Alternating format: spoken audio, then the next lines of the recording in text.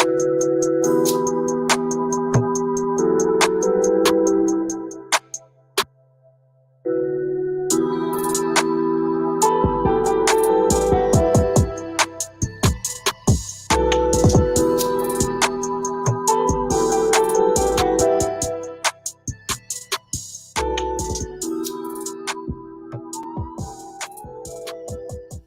sure y'all get them likes up. Get them likes up. Let's get this show started, y'all.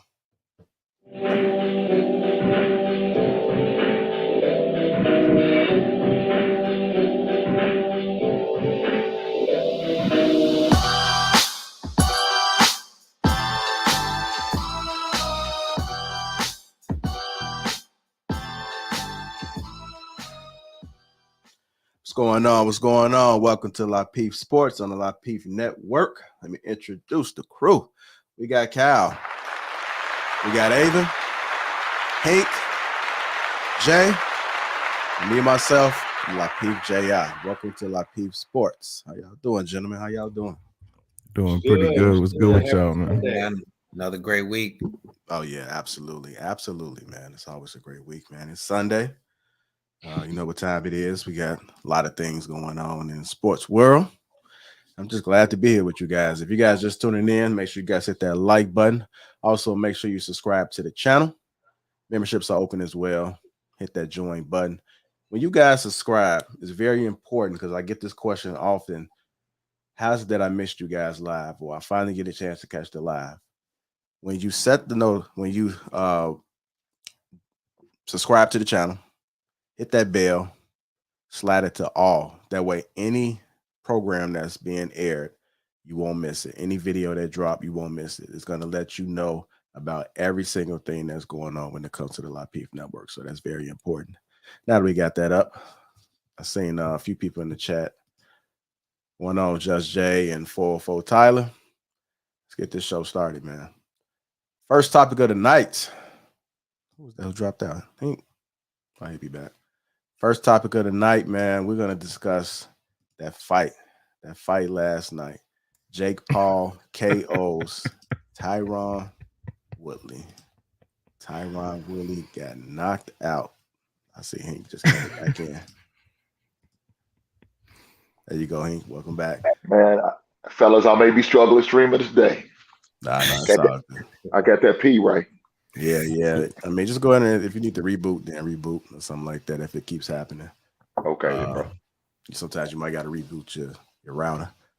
Sometimes it could just be a little cloud signal. But let's talk about that fight, man. Want to get you guys' thoughts about it. Look, man, fool us once, shame on you.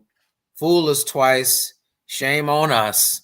Fool us 2, 3, 4 times, and we need to just cut Tyron Woodley out of our lives forever, okay? First of all, as a UFC fighter, I think he lost his last 2 matches as a UFC fighter. You know, he was one of the best fighters when he was a belt champion. He was an elite wrestler. He was an elite striker. I don't know what happened to Tyron Woodley. I would have swore by him 5 years ago, maybe something like that. And just the fact that he got beat up by Jake Paul, I would say 3 times he got beat up by Jake Paul. And he's supposed to be an elite fighter. I just couldn't believe it. You know, he did last to the 6th round. So I feel like kudos go out to him and Jake Paul. You know, they definitely made a fight out of it. But him getting knocked out by a clean overhand right, just, you know, it was crazy looking. You know what I mean? He looked like Nate Robinson out there. So yeah. I think Jake Paul done really set the fight world on fire. You know, he still hasn't fought a legitimate boxer, though. You know what I mean? I would have really been, I was kind of excited to see him fight Tyson Fury's little brother. I know that he had to drop out late because of an injury, and I'm sure there was a lot made out of that on the Jake Paul end in terms of he didn't really want that smoke with Jake Paul or something like that. So I was kind of excited to see that because little brother Fury is a legit boxer. You know, he has you know, much bigger, you know, much more experience in terms of sparring and whatnot. So I hope that they can maybe make that fight happen because clearly Jake Paul isn't here to play around. So I think that, you know, he's at least gotten some people to really take him seriously. And hopefully, you know, these next 2-3 fights that he has, will actually be living up to the billing. I think that Jake Paul's already talking about he's having some memory loss and he's already suffered a lot of injury, that boxers talk about. So who knows, what he's trying to say on that regard. Maybe he's trying to raise his purse a little bit to try to get people to convince him to fight. So, I think the future is looking up for him, but I couldn't believe Tyron Woodley got beat up like that. I mean, it's just ridiculous to me. It's the thing, I notice a lot of times when we talk about Jake Paul, we say, he hasn't fought a legit boxer yet, but he's not a legit boxer. You know what I mean? Like, he's just hopping in the game, trying it out, learning on the fly, building the plane as he's flying it. So for these people to get in there, and I mean, granted, boxing and UFC are really two different things. Your man Tyron Woodley, he just got exposed. I'm hearing, a lot of people was like, oh, that's fake, man. That was a fake. I'm like, dog, you can't fake a nap like that, fam. You know what I'm saying? Like, you can't, that body going limp, them feet going sideways. You can't fake that. He was like pissing the floor, like his lips was on the floor. You know what I mean? Like, that man was knocked all the way out. So that's what I'm saying. So whether he threw the fight, okay, that's one thing. But that nap he took, that was authorized. that was legit. You know what was so crazy is that, like, the first time he swung, I feel like I don't know if he blocked it or I don't know what it was, but it didn't land. And then it was just kind of like he just stood there for a second, and then he just took it. Like, he had his guard down. He just stood there for a second. It's like he took it. That was gonna be my next question: is if you guys thought the fight was staged or not, because a lot of people felt it was staged. He dropped that. What was that? His left, right? He dropped his left perfect. It was like the joint. It was the fist was coming, and he pulled his left guard down right on Nap. Here's my thing, bro. What other sport could you do this in? Like, the Bears don't have any cornerbacks right now. I can't just like hop on and be like, yo. And you know what I'm saying? Let me just go run be an NFL corner real quick and just it work out for me. You know what I'm saying? Like, that's the thing about this boxing thing, man. What I can't understand, and kind of going to your point, Jay, is the whole concept of he's a fake boxer, but he's fighting people who are supposed to be professionals in their field. Like, I was always under the impression that the worst boxer would knock out the hardest dude out here on the street. And to me now, it's starting to look like maybe that gap isn't as big as I once thought it was. The knowledge about just training has gotten so much better. You know what I mean? Just the world around training, recovery, how to eat.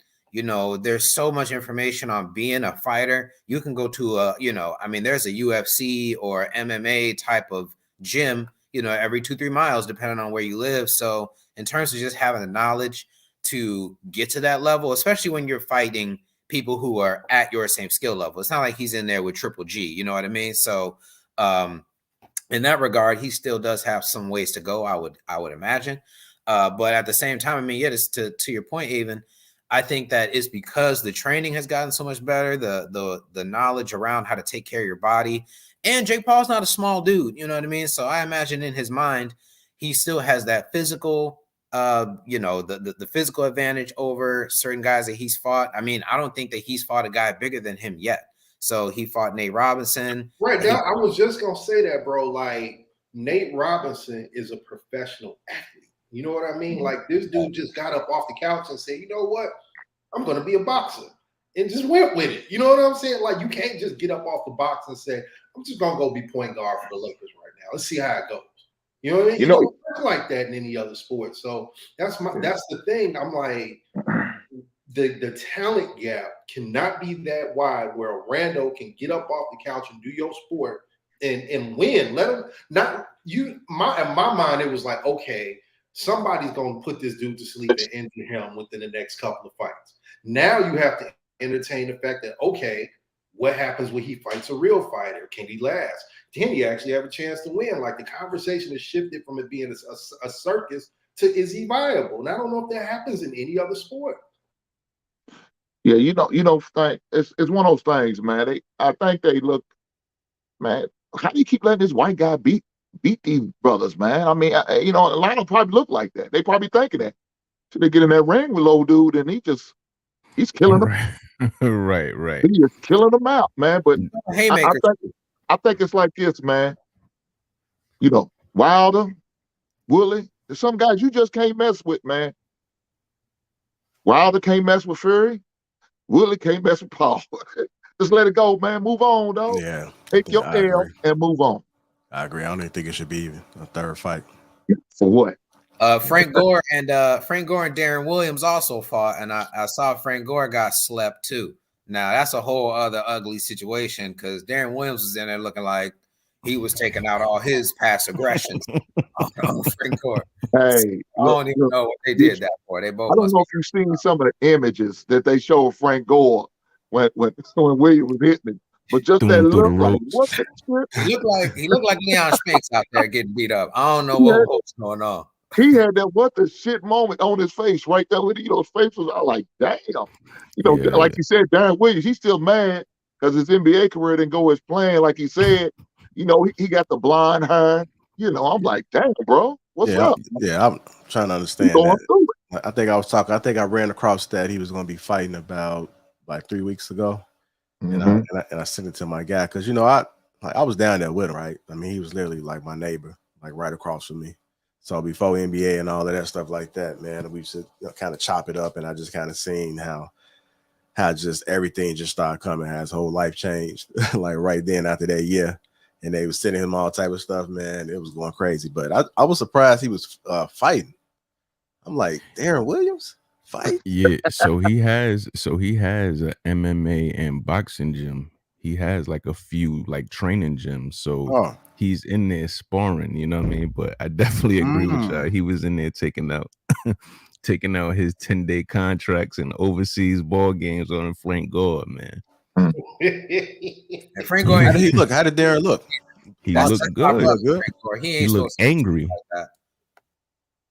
I mean, look, man, when he pushed Frank Gore through the ring, man, it looked like I thought he was gonna give him a knee. That's what I'm saying. He looked like he kind of raised that knee up and push him on through the ring. I'm like, "Hi, damn, buddy." Exactly. It looked like K1. It looked like when he pushed him through, it looked like he was about to throw some kicks. Like, you know what I mean? Like he's used to doing K1 or something. Like, fam, this boxing, you can't just body him out the ring like that. Hey, I'm telling you, he had a serious brain fart, man. You could just see him, like, man, he was about to go, dog. He was about to go with that knee. I'm like, damn. Hey, quick question for y'all real quick. Is there an athlete or celebrity, if somebody said take the fight right now, that you'd be like, yeah, I'll whoop him up, run that? You know what I mean? Like, where's the contract? Run that. Little Bow Wow. I Bow Wow all around the ring, bro. I'll tell you right now. I'm gonna fight Bow Wow. Bow Wow, Romeo, Tariq off of Power. I'm whooping all their ass, dog. Get him out of here. Oh man. Tariq, I just hope you win, man. I don't want you to be the one to get knocked out by Tariq, man. Yo, Tariq got that stamina, dog. He running everywhere on the show, so he got that stamina. He do walk everywhere. He ain't got no. He run everywhere, yo. He don't got no car. He taking me the distance. If he take me 10 past 6, 7 rounds, I might be messed up. You right? Oh man, that's fun. That's good stuff. So I definitely want to talk some more a little bit about this fight real quick, man. I want to get into the like the pay. Jake Paul, I believe Jake Paul and Woodley both took home a guaranteed of up to $2 million. And then I guess they're supposed to split the money from the pay-per-view, with Paul getting a little bit more because he's the one that bring it. But I'm just sitting there thinking, like, for $2 million, what, $2 million plus, would you get knocked out like that for $2 million plus? To put your arms down and say, I'm about to take it, just go ahead, hit me hard as you can. I don't know, man. You gotta understand, some of these dudes, man, they ain't got no choice, yo. Some of these dudes got baby mamas, they got mortgages, you know what I mean? They got overhead, just period. So he's like, let me leverage what at least I have left of my fame to get what I can get out of it. You know what I mean? So they give them an offer they can't refuse. Like, what? All I gotta do is get knocked out. But it's like, yo, you don't know what come with that. You know what I mean? A lot So come you are with that. setting the stage there. I mean, I'm just thinking from the, you know what I mean, from the other perspective, if it was staged. You know, I don't think the nap was staged, but I do believe if that was the case, this is why he did it. You know what I mean? I don't know if stage is the right word. I feel like they extended the fight to the, you know, they waited to like the third round to really start to engage each other. The first 2 rounds was, you know, a lot of circling, a lot of holding, you know, a lot of, you know, pitter pat type punches. You know, I think that coming out into the second round, Jake Paul was throwing some real punches, but they didn't really get going in the fight till the third round. So I don't know if that's necessarily a stage, or we just, you know, let's make sure we get the fans their money worth, and let's not try to knock each other out in the first round. But I mean, if you're Jake Paul, or rather if you're Tyron Woodley, I feel like it's not worth it. But you know, I'm sure he's going for that payday. I'm sure when he first got into it, he was probably thinking it was easy money. The first fight, he was like, "Oh man, this would be a breeze." And then the second fight, he was like, "Oh, I got to get my get back." And now, you know, he's just thinking, well, this is kind of an easy check. And he's probably had longer recovery times after a fight in UFC, maybe than he does with the Jake Paul fight. So after a day, he might be able to say, you know, it is what it is. So that $2 million might be worth it to him. It might be a little bit more than that. If he getting $2 million plus some of the pay-per-view, plus maybe some of the gate, you know, that might be a $3 to $4 million payday for him. And even though he kind of embarrassed himself at this point, you know, I kind of don't want to hear from Tyron Woodley again. He did get his payday and he did get that money. So, you know, salute to him. And this is the You know, thing. You go ahead. Okay.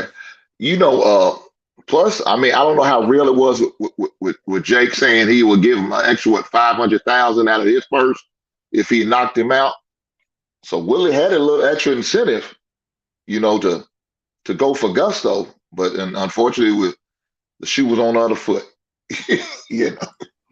And this is the thing, man. When, like, if you're gonna do that, think about the ramifications of it. You know, y'all remember some years back when Pacquiao got knocked out? Pacquiao was everywhere, yo. He was the dead body in Boys in the Hood. He was by some train tracks. You know what I mean? Like him laying on the ground, they had him superimposed everywhere on the meme. So you're going to see a lot of memes with Woodley laying in your favorite movies. You know what I'm saying? The dead bodies. Nate Robinson's the happiest dude on the internet right now, bro. Hey, but I was just going to say that, man. And guess who took Pacquiao's spot? Nate Robinson. Guess who taking Nate Robinson? Woodley. Exactly, man. Our childhood movies. Well, since we are all you know, YouTube stars right now, if they said that Hank, that they want to put you in the ring with Mike Rashid, would you go ahead and do it? Man, I have no idea who Mike Rashid is, but you know, I see Cal know who he is. I don't know. I don't know where more- your hands are at on that, Mike. I mean, Hank, but Mike Rashid looked like he hit the bag pretty, you know, a good amount. So he got a whole lot going on too. I don't know if you want them problems. well, look, I mean, I tell you, if they tell me I got to last a round or two, it depends on how long I got to last. If I don't have to do a round, make it through a round without getting knocked out, hey, I'm gonna be a runner. I'm gonna be a track star, baby. I'm gonna run for the whole 2 to 3 minutes. And then whatever happens after that, I'm gonna do what I can. Man, like when I'm in the gym working out, I'm often hearing people say that the bigger guys, man, they don't have no stamina. They don't have no stamina. But they slow, they strong, but they slow. JR, I can't believe that because Tyson Fury showed he got stamina. Because that dude got knocked out by Wilder, got up and came back and I thought beat him the first fight. So I don't know what they saying. Big dudes ain't got stamina because he kept going and he got stronger and stronger as the rounds went on. So I can't always go with that. I'm sure that there's probably some truth to that for some fighters. I don't know. I can't say every big man that goes in that ring gets in the octagon, whatever the case may be.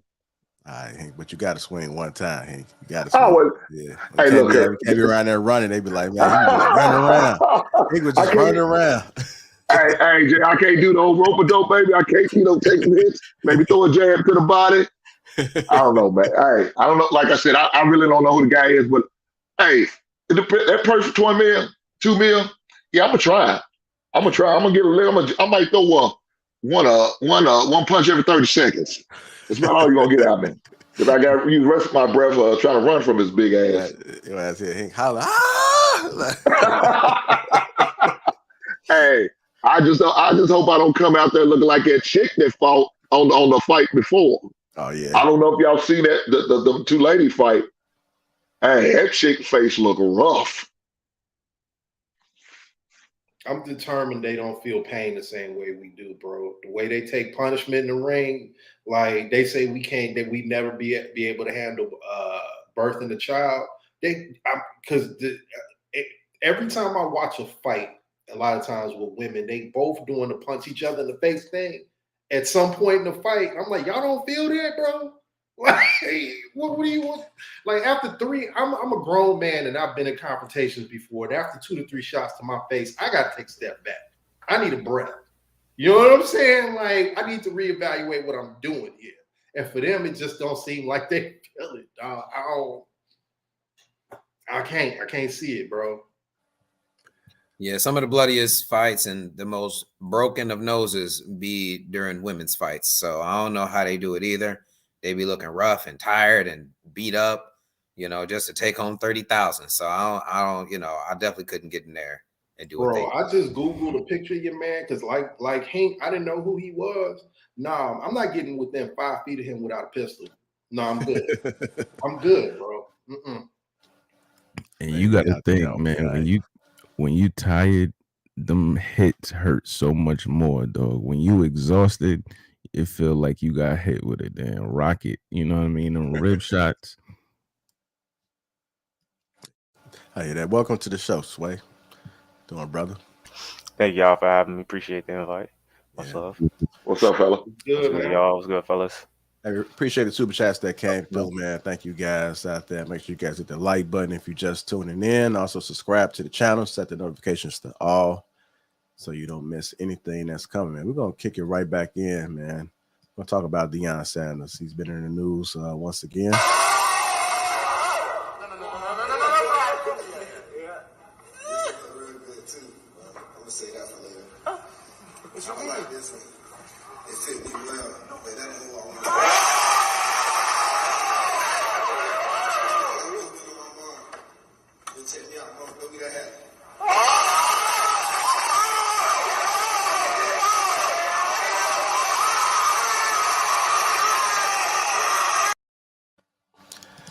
That's right. Travis Hunts flips from Florida State and joins Deion Sanders at Jackson State. Top recruit, man. He went to HBCU. Typically, that doesn't happen often. They typically have to go to the Big Ten. Was it the PWI, so to speak? Let's talk about this. What are you guys' thoughts? You want to go first? I'll jump in if anybody else. Go ahead. I love it. I absolutely love it. And here's the thing. Deion got him paid too. I don't know if y'all saw that or not. He got him, I think Barstool was doing a documentary on him. Now, this is a game changer because now schools can get creative in the way that they reward these students. If you're not Alabama, you don't have a 9-figure recruiting budget, guess what you can do? You get creative. Whatever assets you have attached to the university. I mean, say, what if it's a top quarterback from California and, some guy, like, I'm trying to think who's in the coaching game right now. That's a black quarterback. So, and that's going to change the coaching game too. A lot of these schools going to be like, oh, they actually want to go with the brothers who succeeded, not randos that we found somewhere. So I love it, man. I've been waiting for this for a long time because I believe one of the most important things Black men and women can do is to monetize the autonomy of their bodies. You know what I'm saying? Like, if you are down to our kids, man, think about how many of us got kids playing high school basketball where that gym is packed with 5, 6, 7,000 people 10, 15 times during the winter. Your kid don't see a dime of that. That school do.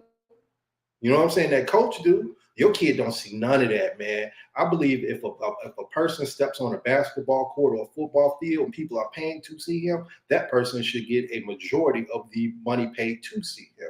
And I think this is the first step to that. Hey, real quick, did something happen with Master P's son or something like that? Didn't he leave? Yeah, that's the downside of it, man. I was That's just the about to say downside that. of it. A lot of these HBCUs need to be ready to intake kids who come from backgrounds who are used to having resources. That works with the kid from the south side of Chicago that go to Cook County regularly to get his health care. That's not going to work with somebody who got a parent who has wealth. There's two different backgrounds, right? Yeah, they're not gonna be putting up with that lead poison, man, and you know what I mean? They're not gonna be putting up with lead poison in them terrible dorm rooms, yo. That's not gonna happen. So you kind of gotta roll the red carpet out. You talking about in the water or something? Yeah, like, well, you know, I went to a He's talking about, HBCU, yeah. and you know, they got to do better. I say that. I ain't gonna sit here and sledgehammer. I just say they gotta do better, man. They gotta roll out the red carpet when people are taking these type of chances for the better, you know. Hey, man, you know, what I'm starting to realize is I went back to school late. And when I went back to school, all my friends went to school, 18, 19 years old, and I hung out with them on campus. But I went back at 30. And it's a whole different world. You have to realize now, a lot of these college campuses are borderline resorts now. They're not what we used to think of. When we went to school, if we was a roach in our dorm, we just kill it and keep it moving or whatever. Now these kids are staying in high-tech palace. Man, the gym at U of I for the students is better than most gyms for football players at an HBCU. So that has to be dealt with. And we have to understand, we send these kids on these recruiting visits. And I'm sure he got more visual stimulation at Florida State about the things that they have as opposed to Jackson State.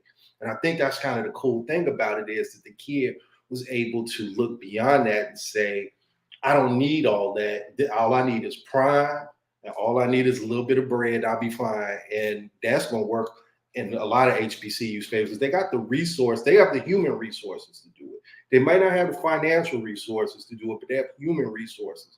And they can attract more human resources by what Deion is showing. Like, look at all the ex-NFL players that's going to be like, man, I should go back to my school.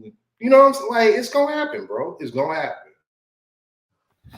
I think it's all positive in the immediate because Deion is showing that you can be, an NFL player of substance, maybe go to a less than Power 5 school or HBCU and really make an impact. I was kind of thinking randomly, what if a guy like Ray Lewis went and became the head coach at Grambling? Or what if, you know what I mean? Just random guys like that. What if Randy Moss went back to Marshall and tried to be a coach there? You know what I mean? So I think that some of these things are going to be ticking in the right direction.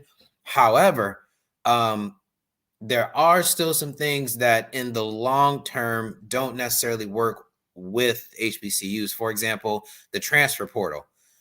This kid could go to Jackson State, be there 1 year, decide it's not really for him, and dip. And so even though it's a, great positive headline today, it might be, this same kid decides to transfer out and go to another school because that's exactly what Master P's son did. Master P's son had, I think, one of the highest NIL deals before some of the other athletes start getting theirs. He was one of the first to get it to get like a deal, Hersey Miller.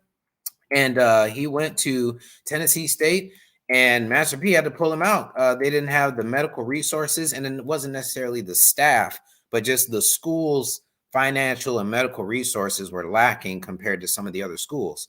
So even when you enroll and once you get there, everything still has to maintain and be consistent in order to meet the needs of a, top recruit. So if you still have some of these schools saying, well, this kind of injury would have never happened here. We have XYZ kind of resources for you, and we have these kind of facilities.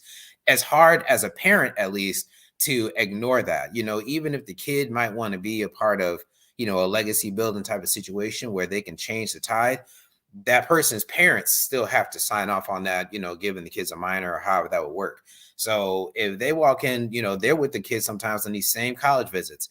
And if they see that the facilities aren't up to snuff and they may not necessarily have the resources or the knowledge to prevent certain issues.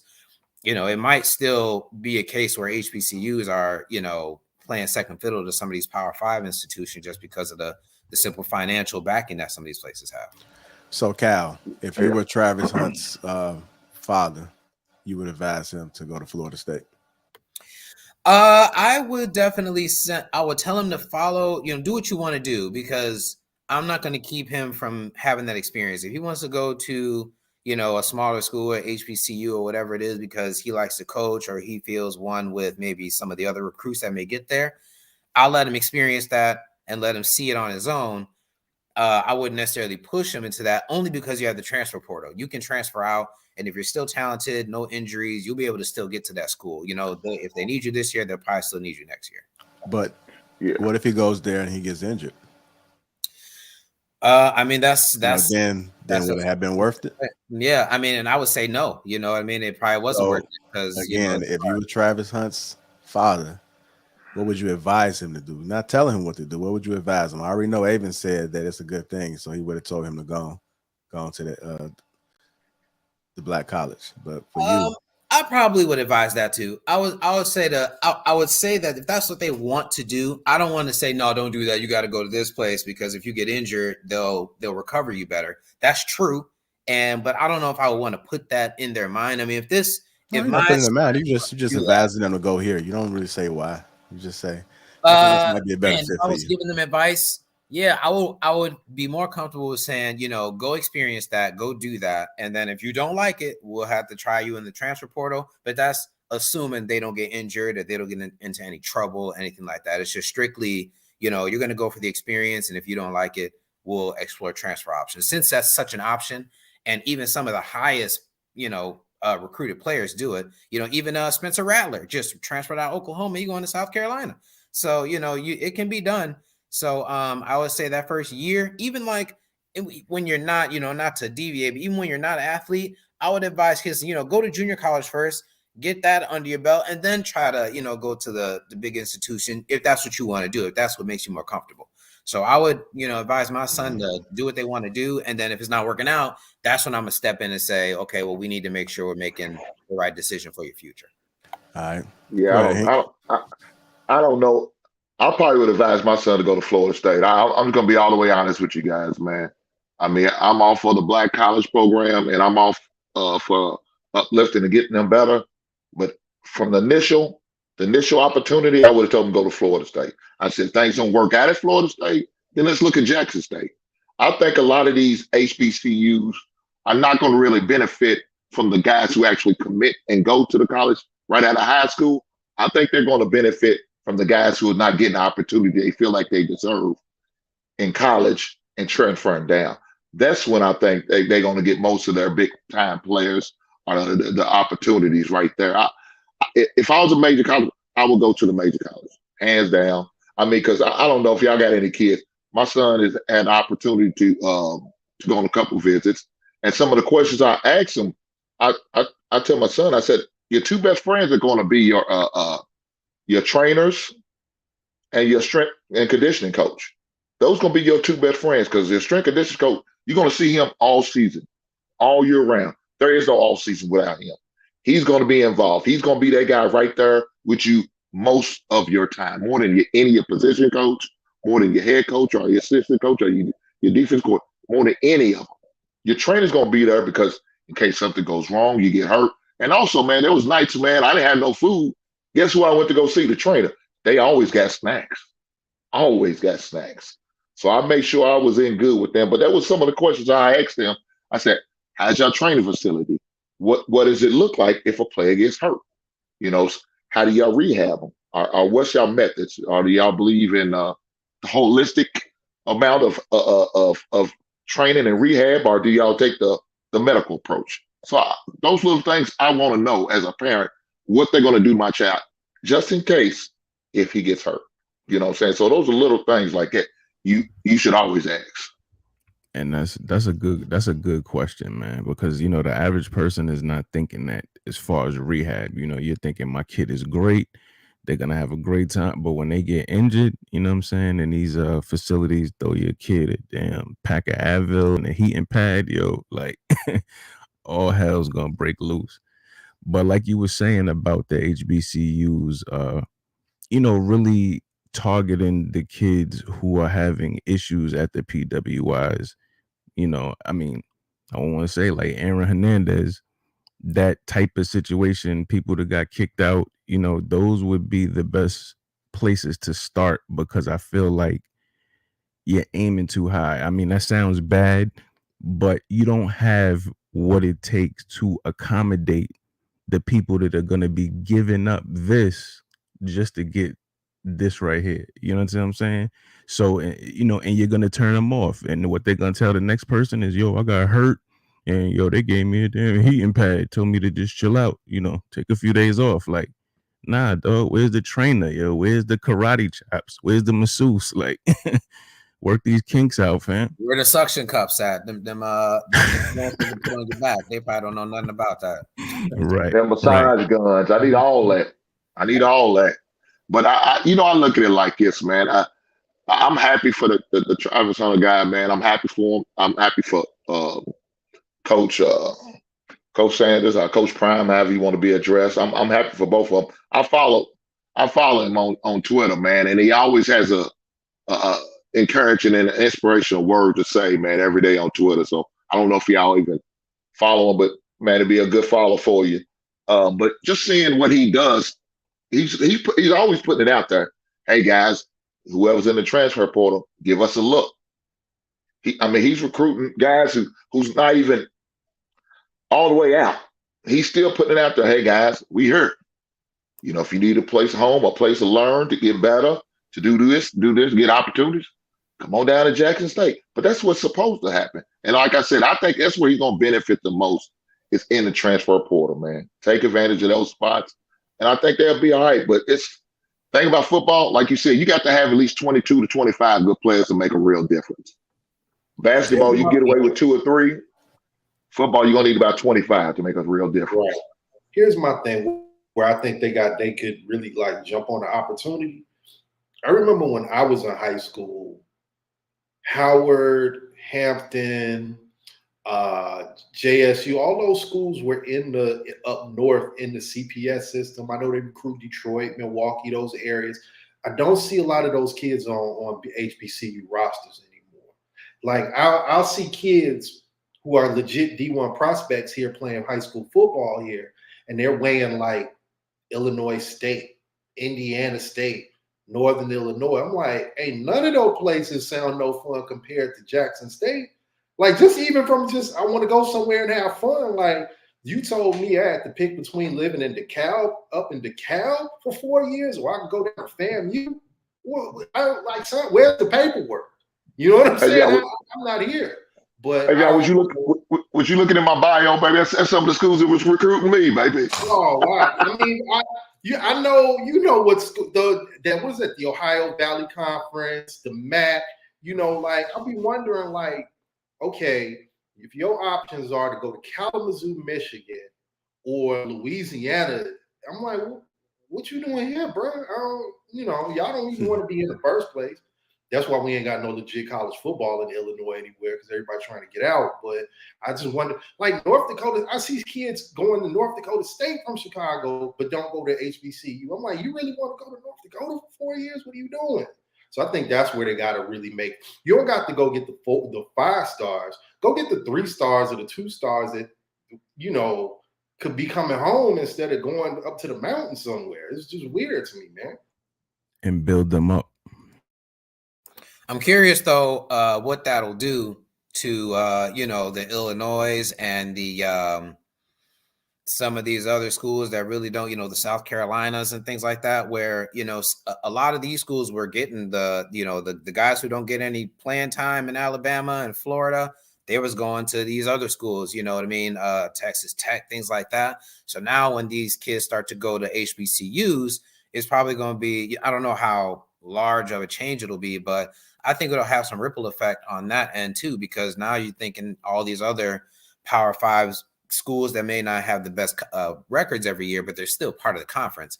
And so they're now going to lose out on some of those transfer portal players that they might have been getting. So it's going to be interesting to see probably the next 5 years. I think that more HBCUs need to get more coaches of prominence.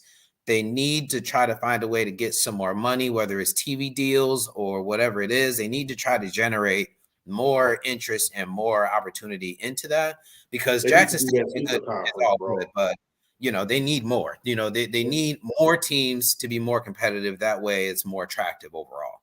They need to do. Well, you know what he was talking about. Did y'all hear that? Yeah. When you talk about the super, like merging the MEAC and the SWAC into one super conference, they need to do that ASAP.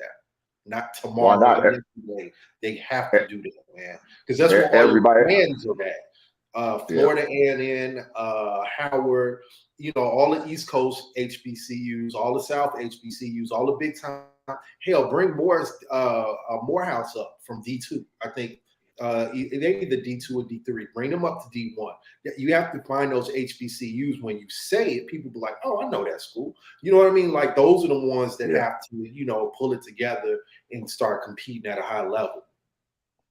And what I'm hearing now is, I don't know how true it is, but the rumor is Hugh Jackson looking at maybe becoming the Grambling State head coach. So that'll be another big time opportunity, for a black HBCU school to come up too. I love to hear that, man. Yeah. Human resources gonna win the day. Human resources, like there are no physical resources. There's very little of it, but you got plenty of human resources if you deploy it well. Hey, I gotta ask you guys a question real quick. Did you guys see anything about LeBron James getting exposed for dating a thick white woman in Dallas? You anything about that? LeBron? Yeah. Recently or in general? I guess recently. Yeah, I seen something about it yesterday, but you know how that go, man. Okay. I know we've talked to other women before, but I don't know about this white woman. So. Yeah, that'd be news. That'd be news for sure. Yeah, I was just curious if you guys. We got her all on the all on the internet. Before we move on from this Travis, what's his last name? Travis Hunt. Is he a cornerback? Yeah. So I mean, I think he's a two-way player. I think he played both offense and defense. If he's trying to be a cornerback, I mean, that's the only incentive I can think of why he would go to a HBCU. I mean, over any of these other schools, because like Avian said, I went to a D1 school, and I know about other D1 schools. If you see their facilities, especially the big ones, they on par with these NFLs, like all types of professional teams. You look at the LSU, they just redid their locker room. Go check out the video on the LSU locker room that they just redid not too long ago. You should see these kids. Northwesterns, bro, is incredible. It's one Michigan, bro, and they got a big glass. You can see it, man. And they tagging it. That's the thing. They're bad, and they're spending that much money, bro. Because they know that kids come to these schools most show, like you said, for the luxury. It's literally like a resort. If you got the money to pay for it, you trying to get the best time and the best experience you can out of college. You're like, school is the same across for the most part, unless you're going to, Harvard or one of these Ivy League schools. But most of these kids just want the best time, the best environment they're most comfortable with. And when you talk about the athletes, they have even more incentives because, like you said, about the health and how they're going to be treated and everything. And so the only reason I see that this kid will go to the HBCU is he was a cornerback. He felt he probably get some little bit better experience and clout and leeway since he's getting trained under Deion. Maybe his draft stock will go up. Maybe he won't get as hurt because it's not as strong, bigger competition in his league. So I don't know. That's kind of incentives, and he's still getting paid. So, but I think it is a start. I think this is a good start. I think a lot of I like the video. I never seen the video, and it seemed like Deion told him like you could be the start of something big, and we need to set the tone early. And so he's like, you know what? I'm gonna set the tone. I'm gonna do this hat shit. I'm put it on, diss them, throw them away. Put this hat on, diss them, throw them away. I'm gonna put this hat on, show them what's good, and this is what people need to be doing if you're a black young man thinking about what you want to do with your football career. Because these HBCUs are like this for a reason. We can get them up there like the Harvards and the stuff like that if we start investing our money. Not to say Harvard because they got a lot, but just up there, competing with like some LSUs and stuff like that. If we start investing our money into the places, it might be more beneficial to our people overall. I also think if they can find a way to extend the football playoff system, that might be able to help,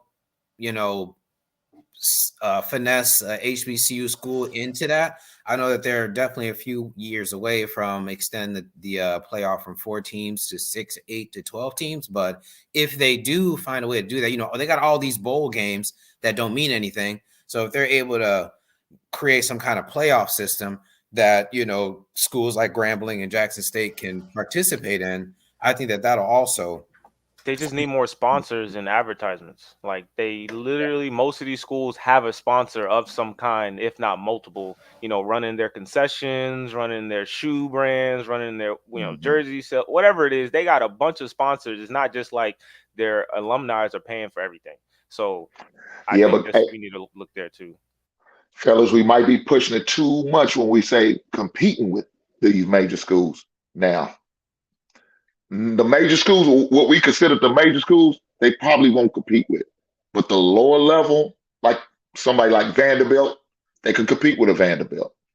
They could compete with some of these lower level teams, maybe a Syracuse.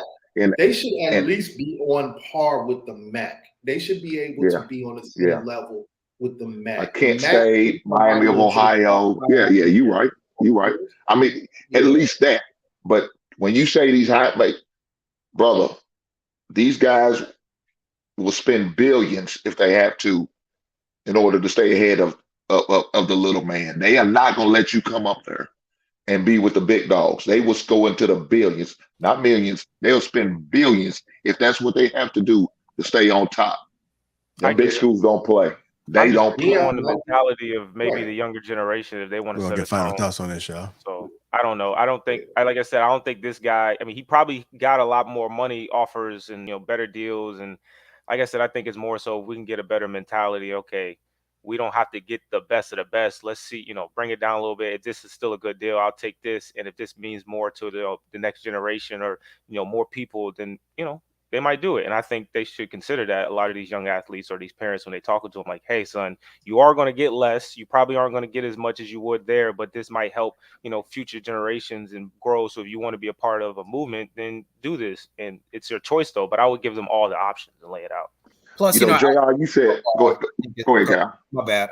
But just outside of the football, too, I think that with this kind of a good wave of reintroducing yourself to your identity and things like that, going to HBCUs might have a certain attraction that, a PWI may not have for reasons outside of the football. So that's when I say the transfer portal is always there too. You can still get a kid to come there freshman year, sophomore year, even develop a sort of foundation, develop a reputation for the school, kind of help the school stay on the track that it's at, and then still leave for LSU or something like that, and just have that third year just for your draft year. And then just do it that way, kind of like how Joe Burrow did. I know Joe Burrow came from Ohio State, but he came from a school, went to LSU, tore the year up for a good season, and was able to springboard that into being like a first round pick. So I think that there's plenty of options for a kid to enroll as a freshman, help them get their identity straight, help them get their, some of that knowledge and some of the mentorship that you may get at a HBCU, and then take all that experience with you to the next step before you try to get drafted. I just don't want people. Sorry. Go ahead. Go ahead. Okay. When you said that, JR, I also thought about what I said. I would just also think about the alumni situation, man. The love you get after. If you was a star at Florida State, man, you'll never be forgotten. You'll never be forgotten. But Jackson State, man, you walk down there, they may not have no idea who you are. No idea, and that the connections you have at some of these major schools. I want to see Jackson State win. I'm glad my man had made that decision. I'm happy for him. And I wish him that man nothing but the successful, man. Like I said, Jay, I would have pushed my son to Florida State. I hear that. All right, go ahead, Sway. This is the last comment. We're moving on. All right. I don't know. I see a bigger picture I guess I'm optimistic about these HBCUs, but I feel like it can be more than just the sports side. Like, I think this can be like a haven of where we kind of revive our community and re-educate our community and re-educate our kids and like shit, like stuff like that. Like, I think it's more than just the game of sports. So that's why I do feel like we should just invest more into it. And when we talk about sports, most of the best athletes are probably the black athletes. So it's like, we got some incentives to be going here. And I'm not trying to I just don't want to diminish the HBCUs to be like a JUCO where you go there to get some like extra years on your back and then move on to the bigger schools. I don't want to diminish it to that. You know what I mean? Because I would rather, be someone on par with like a Boston College. Like, it's still a good school. You can go there, still got money, still get educated. Like, not all these HBCUs have to be a sports dominated, school. So I don't know. That's just my thought. Looking forward for Mr. Inger Experience to call in. He said he's going to shine some gems on us about the recruiting process. So when I drop that link, brother, make sure you call in. I think it's been a good-ass topic, man. Good-ass topic. I'm going to give you guys a rundown how the show going to go. We got about 2 more topics, and then we're going to dive into the meat, which is the Tristan Thompson lacking dick discipline. So we're going to talk about that and break that down. So you guys don't want to miss that. Thank you guys for all the engagement that's going on in the chats. Chicago Real, I see you. Realistic Vibes, I see you in the chat as well. I see all the green in there. Teddy, Captain Exec, B. See greens in the house. That means that you are a member. So you want to go green, make sure you hit that join button. I see somebody got a badge upgrade. That's what's up, man. I like what's going on here. But let's talk about this real quick. The NFL ended mandatory testing for asymptomatic players with the jab.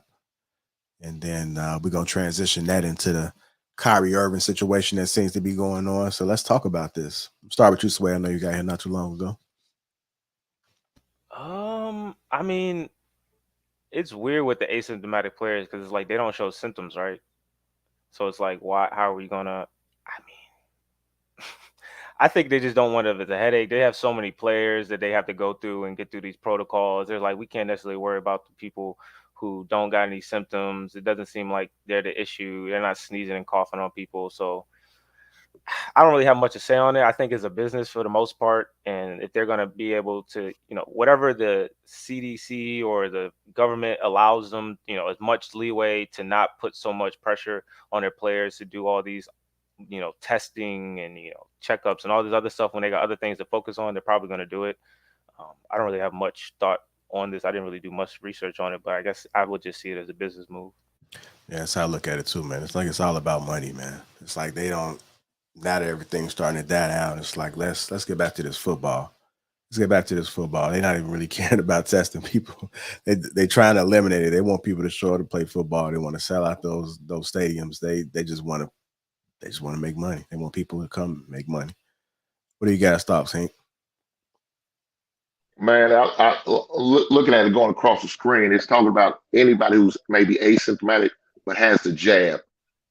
Like you said, man, they're just trying to cut some costs at places, man. And I think that's what it is.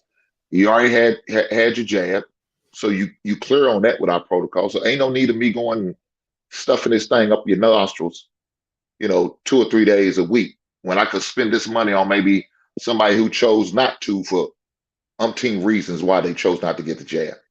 And just use my resource towards them guys. You know what I'm saying? They made a decision not to get a jab. Cool, no problem. That's your choice. You can do that.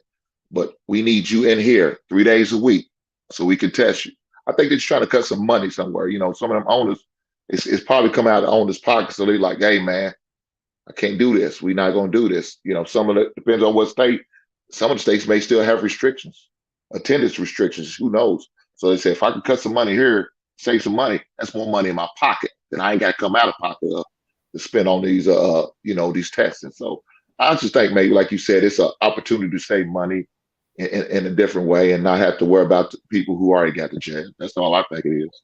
Plus, I think, it might not necessarily be a case where they're losing money. They're just not making money. I think they had to postpone a bunch of games and whatnot, or at least, you know, they're talking about postponing games because they don't want to have to forfeit games. And I think that, I mean, it's definitely centered around money, but I feel like the NFL is always trying to maximize their profit. And so I want to say, you know, a very prominent politician who ran this country said the best way to get the testing numbers down is to stop testing. And so I think that, you know, the NFL is kind of taking a cue off of that, because they're trying to say if you don't have any symptoms and you pretty much are vaccinated, then there's no reason to test you for, you know, for the jab situation at all.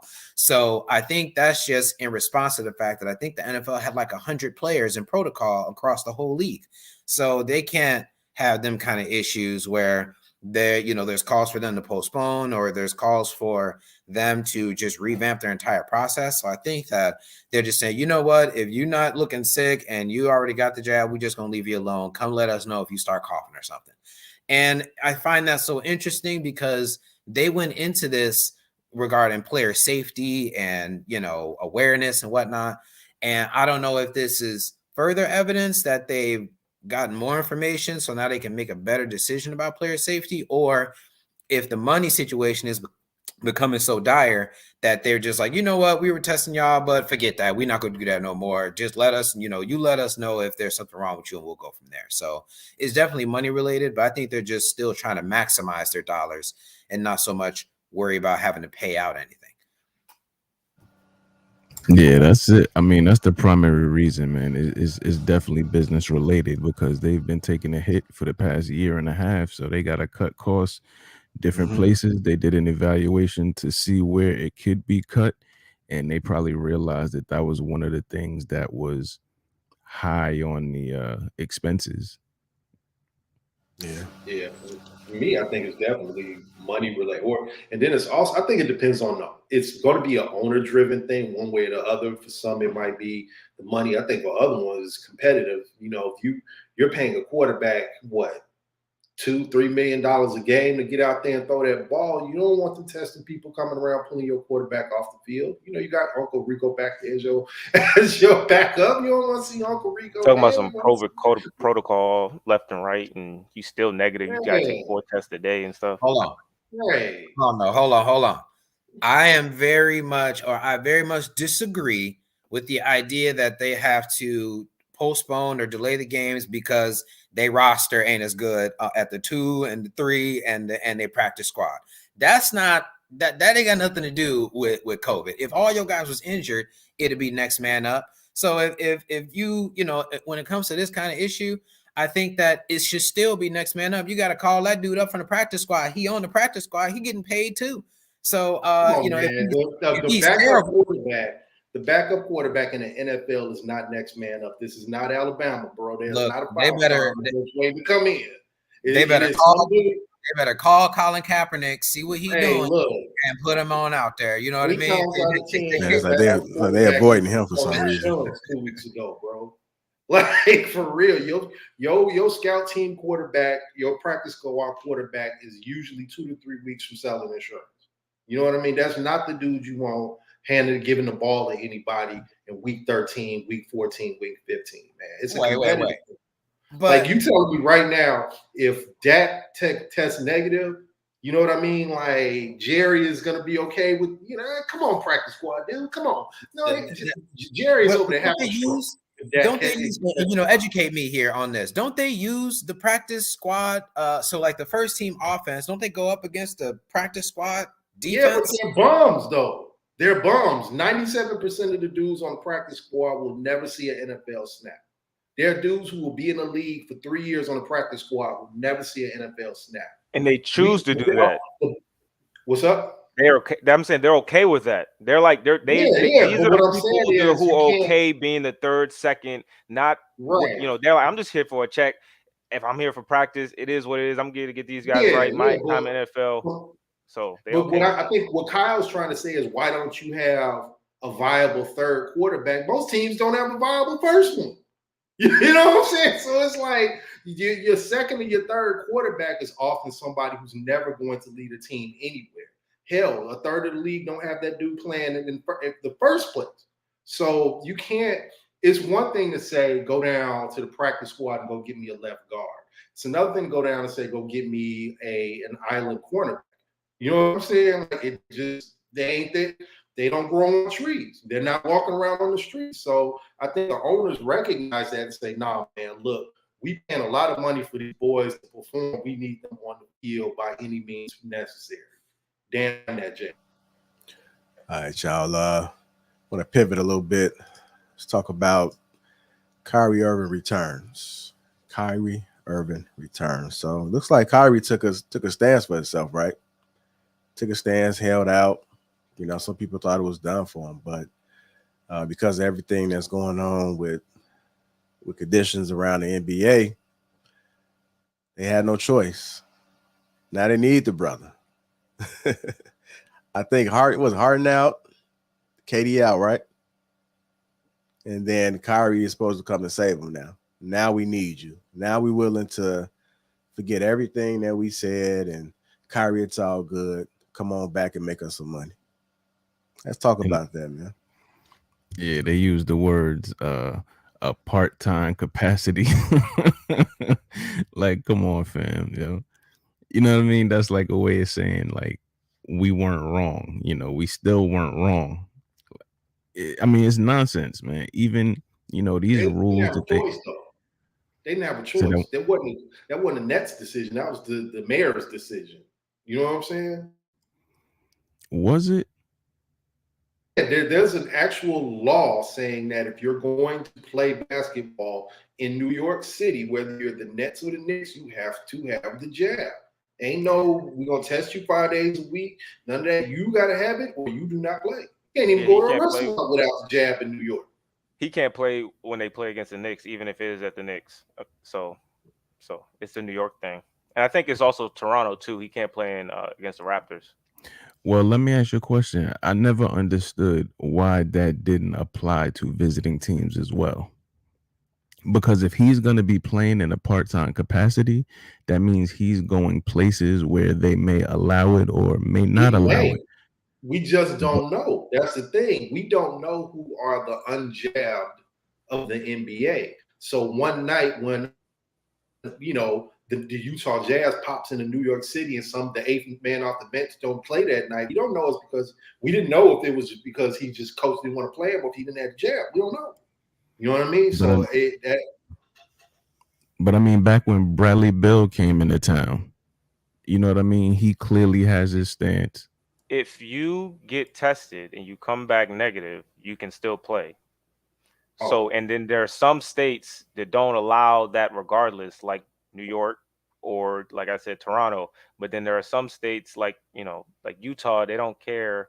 So you can go play at Utah, you know, LA, you can go play at LA, you know, Washington, you can go play at Washington. And so it's just by state, but you still have to get tested and you still got to come back negative. You can't play if you have COVID and you can't play, you know, don't say that stuff like that. Oh, you can't play. So, but they test you a bunch. That's what they do if you don't got the shot.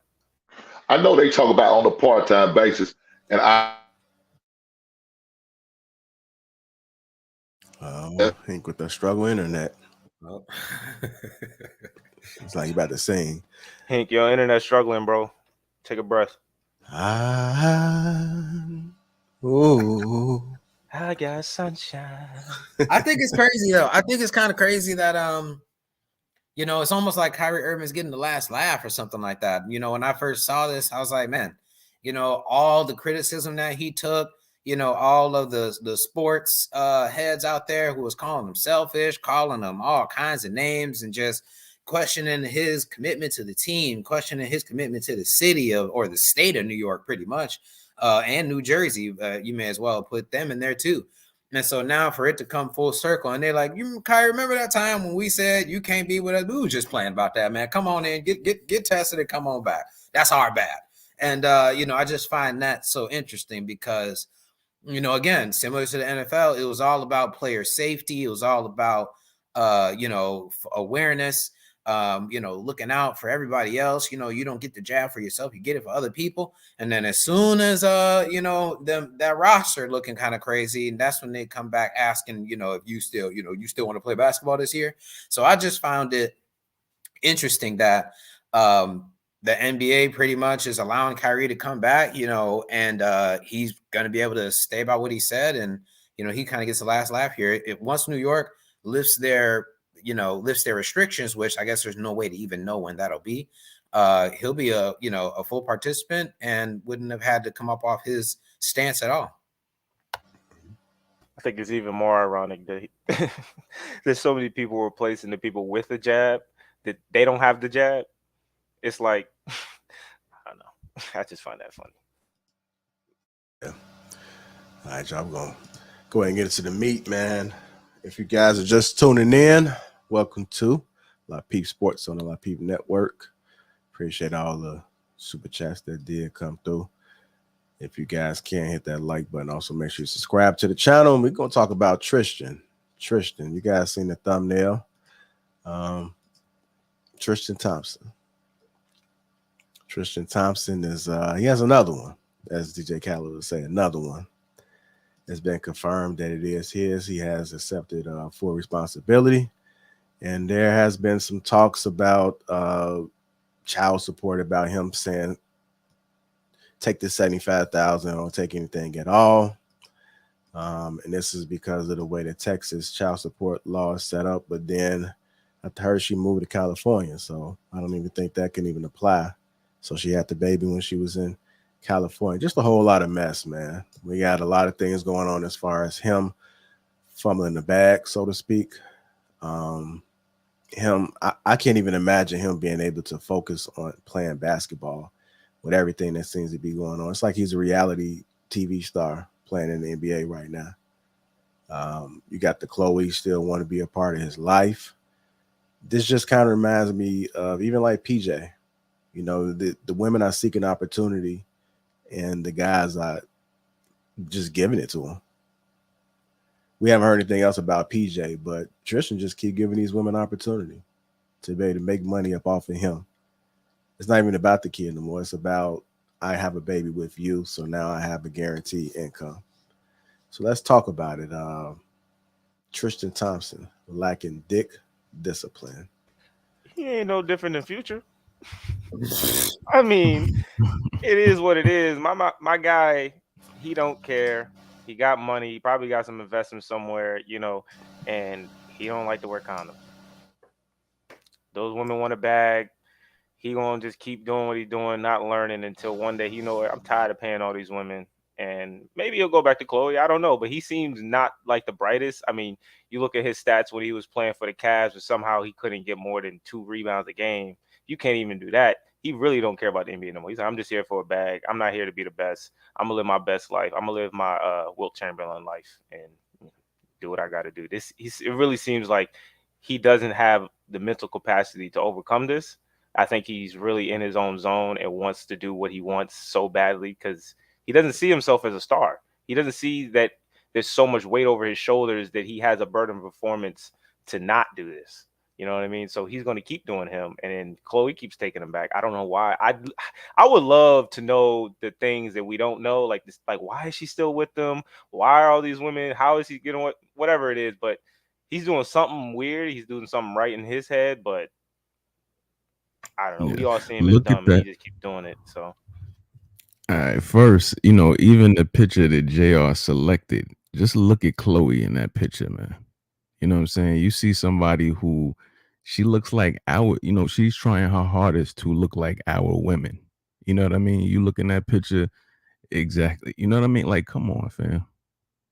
She is trying her hard, and she's not done. Like, pretty soon. Like, I don't know if y'all caught that picture in the background, though. Y'all see the trainer? I definitely see that. Yeah. That's the trainer? I thought that was Chloe. Is that OJ Davis? That's the trainer. No, that's the trainer. Yeah, she got a little rump. But still in all, I mean, you got money on the line, man, and the kids. Call that a bunda. Yeah, and then also as the kids involved with it, man. I think it's wild, man. I think it's crazy. Tristan Thompson, he's got like a $9 million contract right now with Sacramento. He's only getting like 15 minutes per game, and that's at the top end. He really don't even play that much. He's really getting more like 5 minutes a game.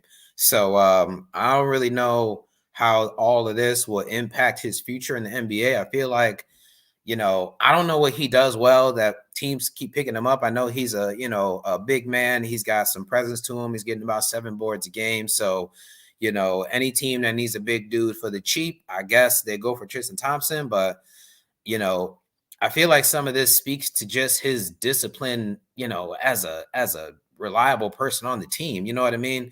Teams and owners and media people, they talk ad nauseum about minimizing distractions and just focusing on what we got going on here. And I feel like Tristan Thompson is just the antithesis of that. Like he, every single year, first of all, he's on a new team every year. So he kind of has an unstable footing in the league as it is. So I just feel like this kind of news, even though it doesn't impact Sacramento or the NBA as a whole, it doesn't do him any favors, and I think that the world is getting smaller and smaller, and these kind of things, they got to come up when he's, when his name floats up in terms of a free agent. Like, is he going to bring the circus with him? So I don't know how this will impact him, if it will at all, but I think that players having discipline in this regard has been a long-standing issue.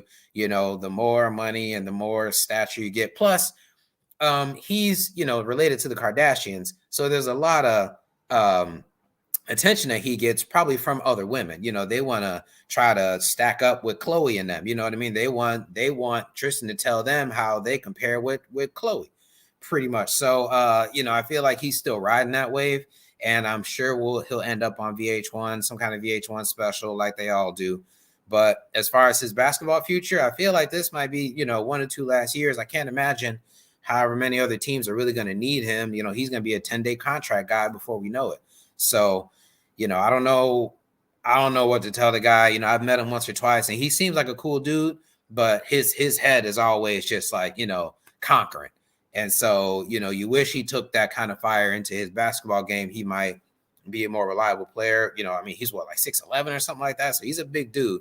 So he should be, having much more impact on a scrub team like Sacramento, but it's just not happening for him. So I feel like, when it rains, it pours. But I feel like some of the text messages that came out between them two wasn't good. Outside of the child support, he was like, oh, you're going to have a baby and he's not going to have a father around. So you're just putting yourself in a tough position, all this stuff. It just kind of shows poorly on him and his character. So I really don't know how this will play out for him in the future. I feel like, it's the beginning of the end for him. Yeah, I think you need to go ahead and get that the little procedure done, man. I know we kind of talked about it. I think, was it on King Talk? And I didn't even know that you still able to like produce sperm. I don't know if I can even say that, but I don't even know. I thought it was just done. I thought did nothing come out. So No. so you're able to still sprinkle that flavor everywhere and still have a good time. Minus the child. So yeah, it just seemed like it's something that he need to do. I don't know if it's just a more of a control, not a control, but more of like, I made a child with you, like you're a part of me now. you know what it seems? It seems like though, JR, man, he's a future deadbeat dad, and that's what it sounds like. It's a future deadbeat dad, man, having all these kids and not gonna take care of none of them.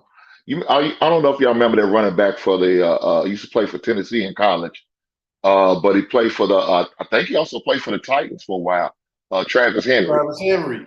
Yeah, dude had about 9 or 10 kids out there, man. Just out there, just doing everything, man. Tristan need to stop all this, man. He's trying to make the girl feel guilty about having a baby, but dude, you lay down with this chick. You know what I'm saying? You knocked her down. You shot the club up. Now you got to suffer consequences. That means you got to pay her support. Hey, then she about to get a bag, thanks to Tristan. Do y'all think it's going to have an impact on the NBA image? Dwight Howard, he got kids out there, by more than one woman. I think he got 4 or 5 kids by 4 or 5 different women. I'm sure the list goes on. You already got this Britney influencer, kind of bringing in her commentary. Oh, Do you shit, My think- baby got a baby mama. Don't nobody say nothing about that. When you So, look at Do the you character of these people that we like try to like say the lack of discipline, it's literally the people who do what they do in the sense that it seems like they do it to a means to an end.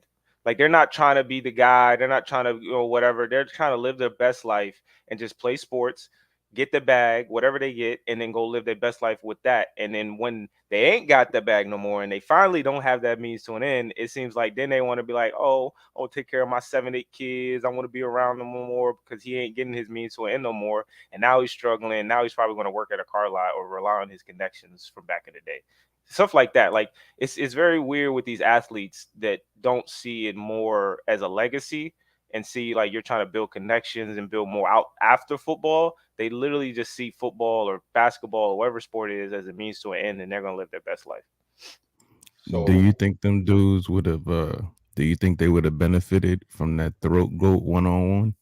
That Brittany run the course? You think some of these dudes would have, if they would have had somebody the probably. equivalent to her, like a man, look, Gloria you Velez Saving or lives, something? dog. Brittany's saving lives out there these days. hey, you got grown ass men that need to get that Brittany class. yeah, I'm just You know what I'm saying? So just to jump in on that, it's story time, bro, real quick. So I have a child. I'm not married to the mother of my child, so I've been to family court. And I was always under the kind of like the understanding that if men who didn't have kids were taken to family court and they had to see what it was like, they might make some different decisions in life. So I'm at family court one day. And I don't know if anybody's been there. You got to sit there. You got to be quiet. Some dude goes in there and the judge just goes in on him. He ain't seen his kids. He ain't paying no child support. He ain't done nothing. The judge basically let him have it. His case went on so long, we had to go to lunch. So my case came up in the afternoon. Guess who's back in the courtroom again? But for a whole nother kid. Some people just don't get it, fam. Some people just do not get it. They don't care. I mean, full disclosure, I got a half brother with 6 kids, bro, with 4 different women, man. What? Some people just don't get it. They will never get it. They will never understand. Like for some of us, having another child out of wedlock would destroy us. For some people, it's Tuesday. It don't register for them. It don't. You know what's crazy though, man? It's like gambling, man. You really have no control over. Like I had a homeboy in college, yo. This dude used to tell me condoms are for losers, yo. Like he said this out his mouth, and he lived by this, yo. Like he What? literally, to my knowledge, never had nothing, was good. Then you take another homeboy who was not active at all, deal with somebody, boom, he got everything. He got a kid, he got a clap, he got, you know what I'm saying? Like, so it's crazy how this dude was safe off of this, you know what I mean? Off of this crazy theory, but this dude who was playing it safe got everything that he should have got. So it's like a game of chance, man. You never know. I think most of these men probably don't even want the kids. They just don't want to wear a condom, and they just want to bust inside, and then they probably hope that she don't keep it or something. But I mean, I don't know why they keep taking these guests. You got to realize that as soon as you let it go, you ain't got no rights no more. It's all up to her, and if she want it, she won't keep it. If she don't, she not gonna keep it, and you ain't got no say in none of that. So I think a lot of these times, these men probably don't even want the kids. They just wanted to, catch whatever they wanted from her, and then move on. And the women aren't, for whatever the values to themselves, they're not gonna get rid of the kid. I respect, your body, your choice, do whatever you want, but don't get mad. What the hell, Hank? Don't get mad. I thought he had a clone. I would say just don't get mad if these fathers or these deadbeats don't take care of their kid because you decide to have a kid by these deadbeats. And the same with the men. Don't get mad at these women if these women decide to keep your kid and take you to child support and get your money on both ends. So that's kind of how I feel about it. I think Avon is right, though. They need like a scared straight for people without kids, whether it be family court, whether it be dads with 6 kids from 6 different baby moms coming in there yelling in their face. Brittany Winter coming into their college. That, And even the dudes, yo, like the dudes who had just been beaten by, you know, because I remember I was in the Scared Straight when I was young. You had these big dudes with tattoos yelling, screaming in my face. You know what I mean? We need the equivalent to that for child support, yo. Just the dude who's been battered and bruised, just coming in screaming in your face like, dog, wear a condom, bro. It's real out here. Man, I remember when I used to go to the when I was younger, we had these little classes that they used to have, and they used to show these pictures of. And when I seen something that said that even if you have a condom, you can still get this STD, in the way it looked, I said, "Damn!" I said, "So, so condoms don't 100% work." It just it was. I was looking at it like, man, you just really got to be careful, man, because I don't want my shit looking like that. That shit is crazy. I could have had a lot more bodies in my life, but I was definitely super selective on the women I chose. I know you can't be 100% sure, but I think men should be a little bit more selective, especially if you got more options than most men. If you're not desperate for poon and you haven't had it for like 2-3 years or whatever, then, you know, be a little bit more selective. Don't just chase anything that come to you. You know what I mean? You can be a little bit more selective. That's my thing. I've been a little bit more selective. I could have had a lot more, but I said, nah, I'm not touching none of that. Hey man, you say that, but man, when the draft season happens and when you're on the college campus, man. What's going on, Mr. Ingram Experience? I know you said you wanted to drop some gems on us. Welcome to the show, brother. Hey, salute to all you brothers, man. Great topic, man. And you guys Appreciate talking you. about protecting your seed too, man. This is a great conversation. JR, thanks for bringing me up, man. A lot of gems being dropped in here. I'm surprised they ain't like 3,000 people in this chat, especially the young fellas. They need to get this knowledge from you guys. You know what I mean? One of the critical things I think for us as man is just being, you know, intentional about what you want. If a guy know he doesn't want to have any more kids, like I did when I got a divorce, like that was like 2005. The first place first place I ran is to the urologist to get a vasectomy, man. Not saying that you shouldn't wear condoms or anything, like you should wear a condom every time, but this is the sexual revolution. You know what I mean? Body counts are up. Everybody's smashing. So you got to be careful. Way up, brother. You got to be careful with STDs. You got to be careful with impregnating people. And I know it's easier for us because I don't think we look at it in the perspective of a high major athlete or a high value type character like that. Like for an ordinary guy like us walking around every day, we don't have like 20 women coming at it as one. So it's, you know, self-control is one thing and discipline is very important. But in perspective, man, them dudes, I'm gonna be coming at them dudes. And Tristan just seeing, you know, like I did a video on vasectomies because a lot of black men are scared of that, man. I'm like, it's 15 minutes over some local. If you guys want me to go into details, but I'll stop at that. I mean, I'm kind of curious about it. You know, I was considering it, but I'm like, man, that shit it's like it might hurt. I mean, I'll tell you right off the bat. Here's how it went for me. Went in there. I know you dudes. I don't make you all cringe. You know what I mean, JR? It was no scalpel vasectomy, which means they put 2 punctures in there. They give you some sedative to calm you down. You can do it asleep or you can do it awake. I chose to be awake. It took me about 15 minutes. Pull up the vas. They put those two punctures. They pull the vasa through. They cut it, clip it, and solder it. I mean, look, you might see some smoke coming from your balls. I mean, look, I ain't gonna be lying.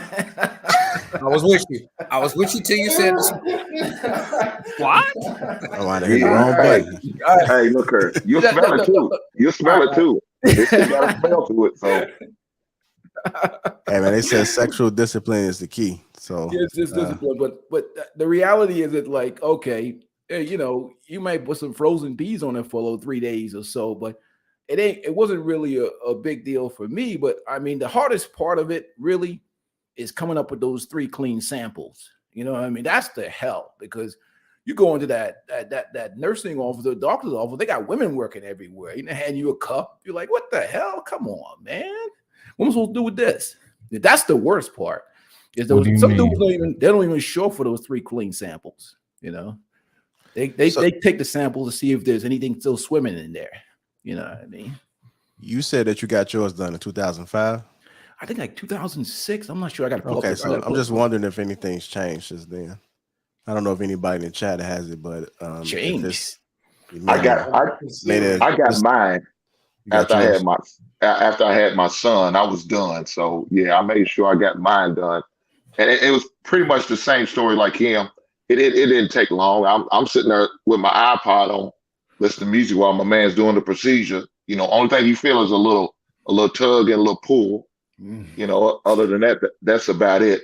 But I tell you this, I was still so scared about after the situation. I went home and tested it, make sure he still gets up. I mean, it was probably an hour after the procedure. I tested mine. Okay, I'm good. I don't have to file no medical lawsuit against this man.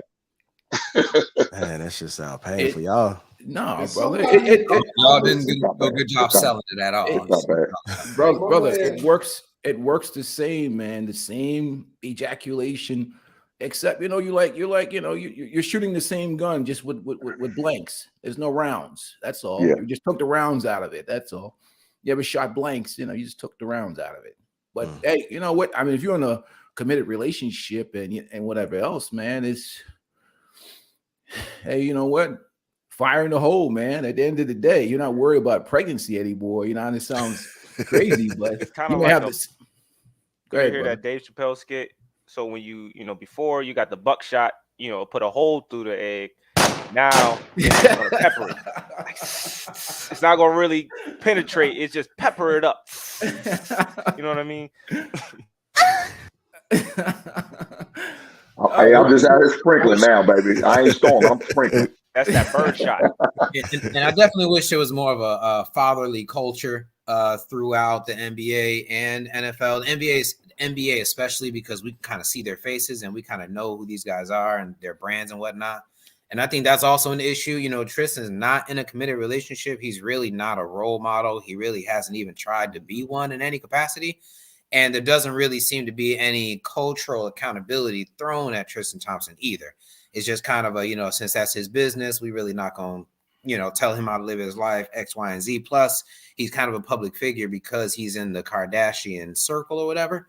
But I do wish that, there was more of a push on Tristan Thompson to be more responsible. And out of all of this, I was most disappointed about the text messages he was sending her saying, even if you have this baby, I'm not going to be around. You're going to be a single mother. Why even? So he didn't already made up his mind that he's not going to be, he feels no responsibility or accountability to the child at all. And so if anything out of all of this is the most disappointing is that.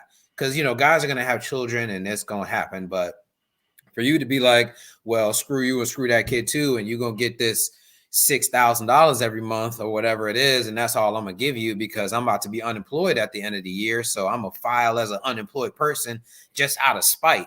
You know what I mean? I feel like that's the worst part of this whole situation. Not so much him and his dick discipline, but his just lack of empathy, accountability for a life that he brought into the world. I just feel like, that's the worst part of this whole situation. Hold on real quick. I want to highlight this comment. I think this is totally wrong. This is exactly what we are talking about right now as far as having dick discipline.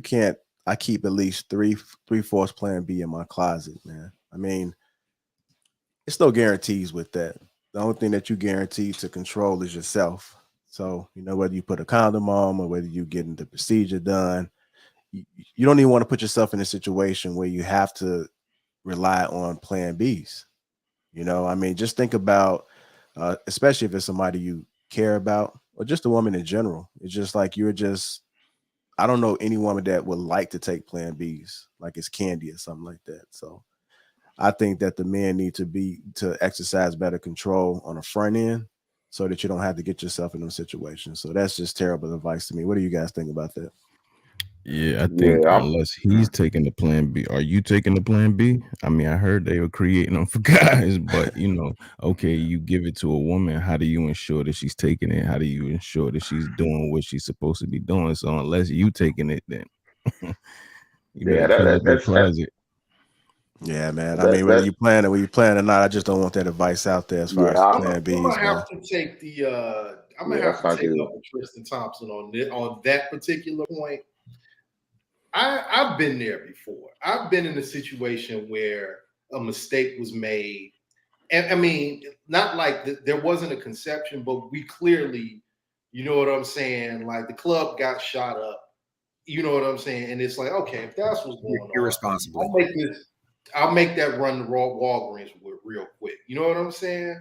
Like, I don't think we should come down on him for trying to avoid. Now, forcing an abortion, like if the child is already here, she's 2-3 months down the road, and you trying to, force her into the car to get an abortion or something like that. Yeah, That's hey, different.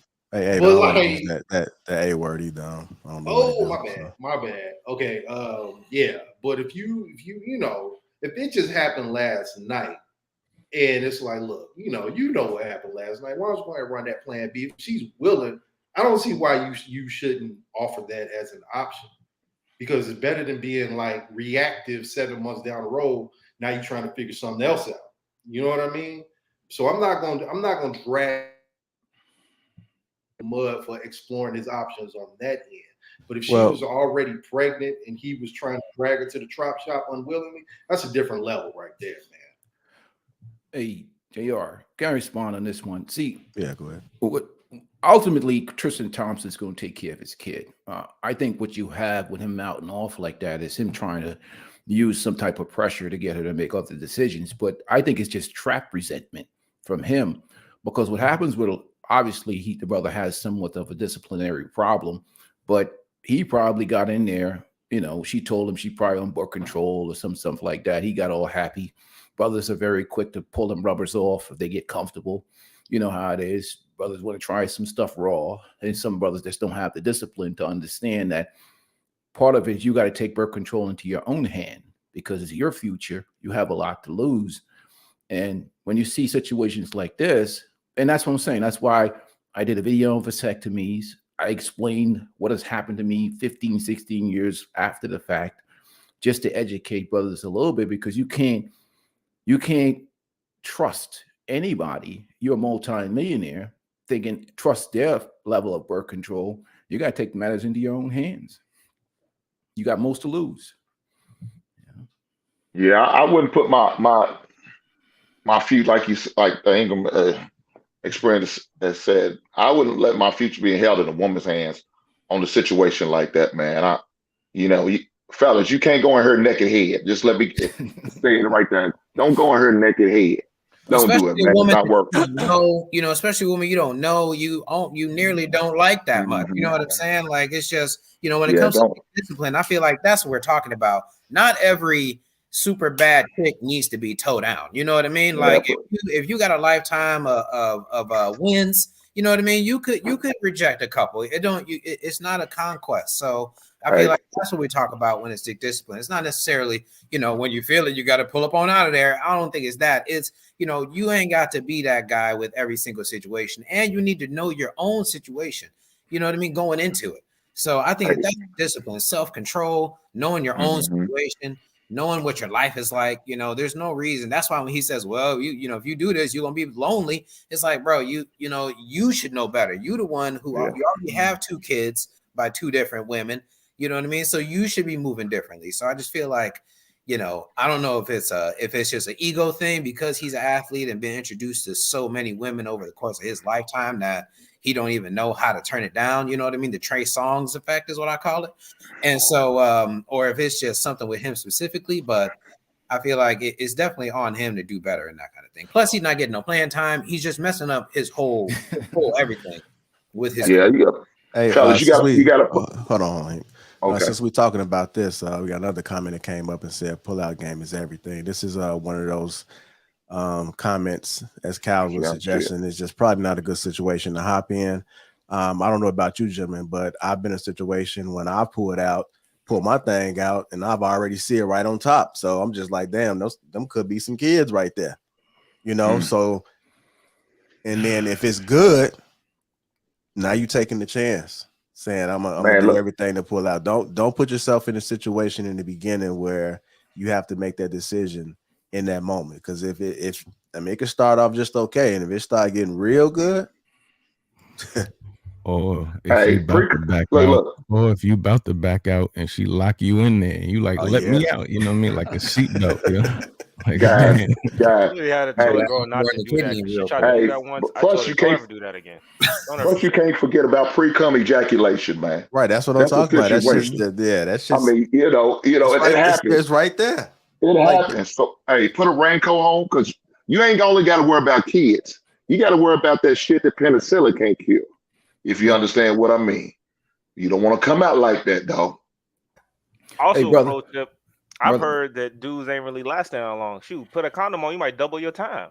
So think about that, fellas. Girls might like you more. They might say, "Oh, you're not a 2-minute quitter, a 2-hitter quitter, whatever they call us." But think about that. That's a good piece of advice too, to use it. Yeah, that's what people are looking at. Like you millions of sperm is shot out of there pre ejaculation. Plus, it only takes one out of all of those to fertilize an egg. It only takes one of those things. You're playing with Russian roulette and stuff like that. But not only that, there's a factor involved. Like I talk about with how everybody's got these high body counts now. Whenever you go in there and you're not wearing protection, you just had sex with everybody that person has had sex with. You just shared body fluids with everybody. So, I would even out here, you better be strapped up. You experiencing some things. I promise you, you ain't the only one that went in there neck and head. So, and them experiences, right? yeah, that's an interesting conversation. The England experience. I know you had you want to talk about recruiting. Yeah, I thought the conversation was real interesting when you guys were talking about the HBCUs. I know Deion is doing one hell of a job down there. It just gets complicated with kids coming out of high school and stuff like that, picking schools. But one of the toughest things decisions you have to make is one of the things that affects kids in terms of playing to the next level or developing is your ability to get on the field or get on the court. If you can't get on the court, it don't matter where you go. You're not going to be successful, period. You know what I mean? Even if you're at Alabama, you do 4 years of Alabama sitting the bench, you're not going to make any money. You're not going to make any money off of branding. You're not going to have an opportunity to further yourself at the next level. So the critical thing for a lot of kids is you gotta go where they love you and they want you and they're going to let you play and your ability to play through mistakes. You see what I'm saying? Like you see Steph Curry, he went to Davidson, right? He went to Davidson and he made it to the NBA. So the critical thing is your ability to play through mistakes builds the confidence that allow. I mean, that's this argument: metal sharpens metal. And you see a lot of kids at Duke, kids at all these big name schools sitting on the bench. You ain't going nowhere. It's a different world. Yeah, a place like Alabama, I know that they probably tell a lot of them guys, you won't see the field until your junior year. So, you got to kind of just ride the pine and sit back and learn. And I feel like for every one or two guys that are willing to do that, I'm sure there's a bunch of guys who they want to go somewhere and play now, and they want to get that, they want to get their reps in. They want to, just prove that they are worthy of being a freshman who gets a lot of a tick like that. So, to Ingram's point, I agree that, a lot of, especially nowadays where it feels like the world is smaller, social media has made everything smaller. So you can still get your highlights out there at a smaller school. If you do decide to transfer, if you do want to try to make a run at a overseas opportunity, if this is basketball. And so there's a lot more opportunities to do that if you're seeing the court sooner rather than later. Just like in the state of Illinois, a lot of times players may want to go to Loyola now instead of going to U of I because they may play sooner. Or they may want to go to Northwestern instead of going to DePaul because they may play sooner. So I think that's definitely a great point that these HBCUs may be able to offer a quicker pathway to the court and field versus a FSU or a Miami or something like that, where you're going to have to be behind a couple guys and you got to go to practice and earn it every single day against top elite guys. And if you're not necessarily a NFL bound guy, you may not necessarily want to have that kind of college experience. You may want to get out there and play for 3 years, you know what I mean? Rely on your major and keep it pushing versus trying to get 2-3 snaps, per season or per game, playing at Texas, for example. Oh, absolutely. That's one of the big things. That's one of the big keys. And speaking to that, with the NIL and branding now, you can't really get that branding money sitting on the bench. So let's say speaking of Chicago, Illinois, before I move on, Chicago, Illinois is going into the A10 next year for those kids going to that program. So they're going to go into a bigger market in terms of giving themselves a double shot at the NCAA tournament. So, obviously the power conference and these selections is definitely a key coming down. I mean, you in a conference that get a 2-bid, 1-bid conference. So going with Chicago, Illinois, that was a big time move in terms of the money. But in terms of branding, the problem with the new NIL thing, the name, image, and likeliness where you can profit off your brand is that if you're not on the court and you're not advertisers and marketers, like, okay, this kid represents my brand. He's advertising for this dealership or whatever, trying to make some money on the side. But how do you make money if you're not even on the court on a national TV, a national stage? So your ability to get on the court or on the field, now you can market yourself better to businesses in terms of advertising your brand and making money. You can't do that on the bench and the sideline. And that's what the game that a lot of these kids not understanding is that if you don't get out there, and not saying that you don't have things you have to do in terms of your own performance and development, you have 4 years to maximize this thing. Now with this thing that the NCAA has thrown at us, you're going to have to use it to make that money. You know what I mean? That's why it's amazing that you. Go ahead, it's amazing that you look at some of these athletes who succeed on the big stage. They succeed in the NFL, and you're like, where were they in college? I've never heard of this dude, whether it be college basketball, college football. Like, a lot of them are mishandled. A lot of them aren't given the opportunities. And then you'll have the big name college stars who come to the NFL. I remember me and my homeboy, this was probably last weekend. I was visiting Ohio State, and I was looking at all of the people, the big names who just kind of fell from grace, just vanished. I'm like, wow, he was a beast. I forgot about him. But then you look at all these small name people who made a name in the league, and you like, where were they in college? Like, literally, they were not on anybody's list, but they came to the league and shined. So a lot of them are mismanaged. It's crazy. Plus, we can add some human emotion into it too. I want to be the man if I go to some campus. I don't want to be sitting behind 2-3 dudes. You know what I mean? I want to be the dude that everybody's trying to come see as a freshman. So am I going to be, King Dingaling at Jackson State, or am I going to be King Dingaling, at the U? It's probably going to take me a couple years to get that status at the U. It's only going to be opening weekend, rush weekend when I'm at Jackson State. So those kind of things matter, I would imagine, to an 18-year-old. So, us as adults, we may have a different opinion about the long-term benefits, but, we definitely can't underestimate, you could come here and be, on everybody's popularity list day one. And we get you a nice little branding deal. We can get you a deal with the local car dealership. You could be doing commercials. You could be the man here. And that may be a little enticing and easier to deal with at a smaller place. So, I think that can help you out at least compared to more at Texas or something like that. Yeah, but that's why I was saying, man, I would start at a major school, man, and then if things just don't work out, like you said, 1 or 2 years from now, the portal's always open, and then I head out to the HBC school, man. That's what I would do if I was a student athlete.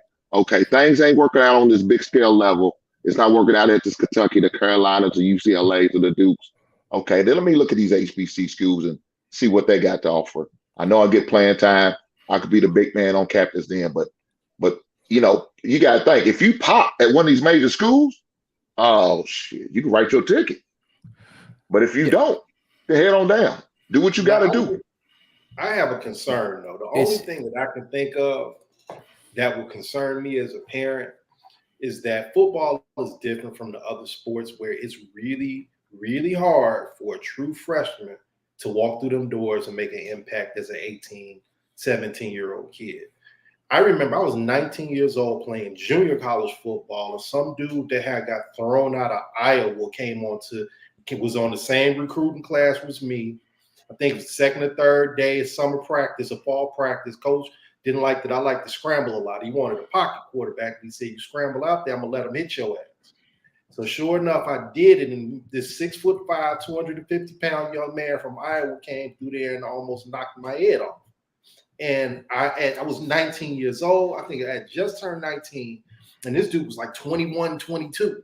You know what I mean? And I'm scared that a lot of these kids going to see this money and going to be like, okay, I'm 17, 18 years old. They write me this check. I know football is about development. You got to lift them weights and get conditioned before you start playing real ball. And if you've been playing high school ball for 4 years and all of a sudden you want to play as a true freshman, playing at the Alabamas and the Texas and the Michigans of the world, and they're going to be pressured to play you because they gave you that bread. That's a hard thing for a kid to ask, man. It's one thing to get hit by another 17-year-old. It's another thing to get hit by a 21-year-old that's deadlifting 500 pounds, bro. And I hope a lot of kids do not put themselves in position to get hurt because a check is out there for a certain situation, man. I really worry about that. Here's the thing, brother. Sorry about that. What a lot of kids have to realize is this: the NBA and the NFL drafts individual talent. They don't draft programs.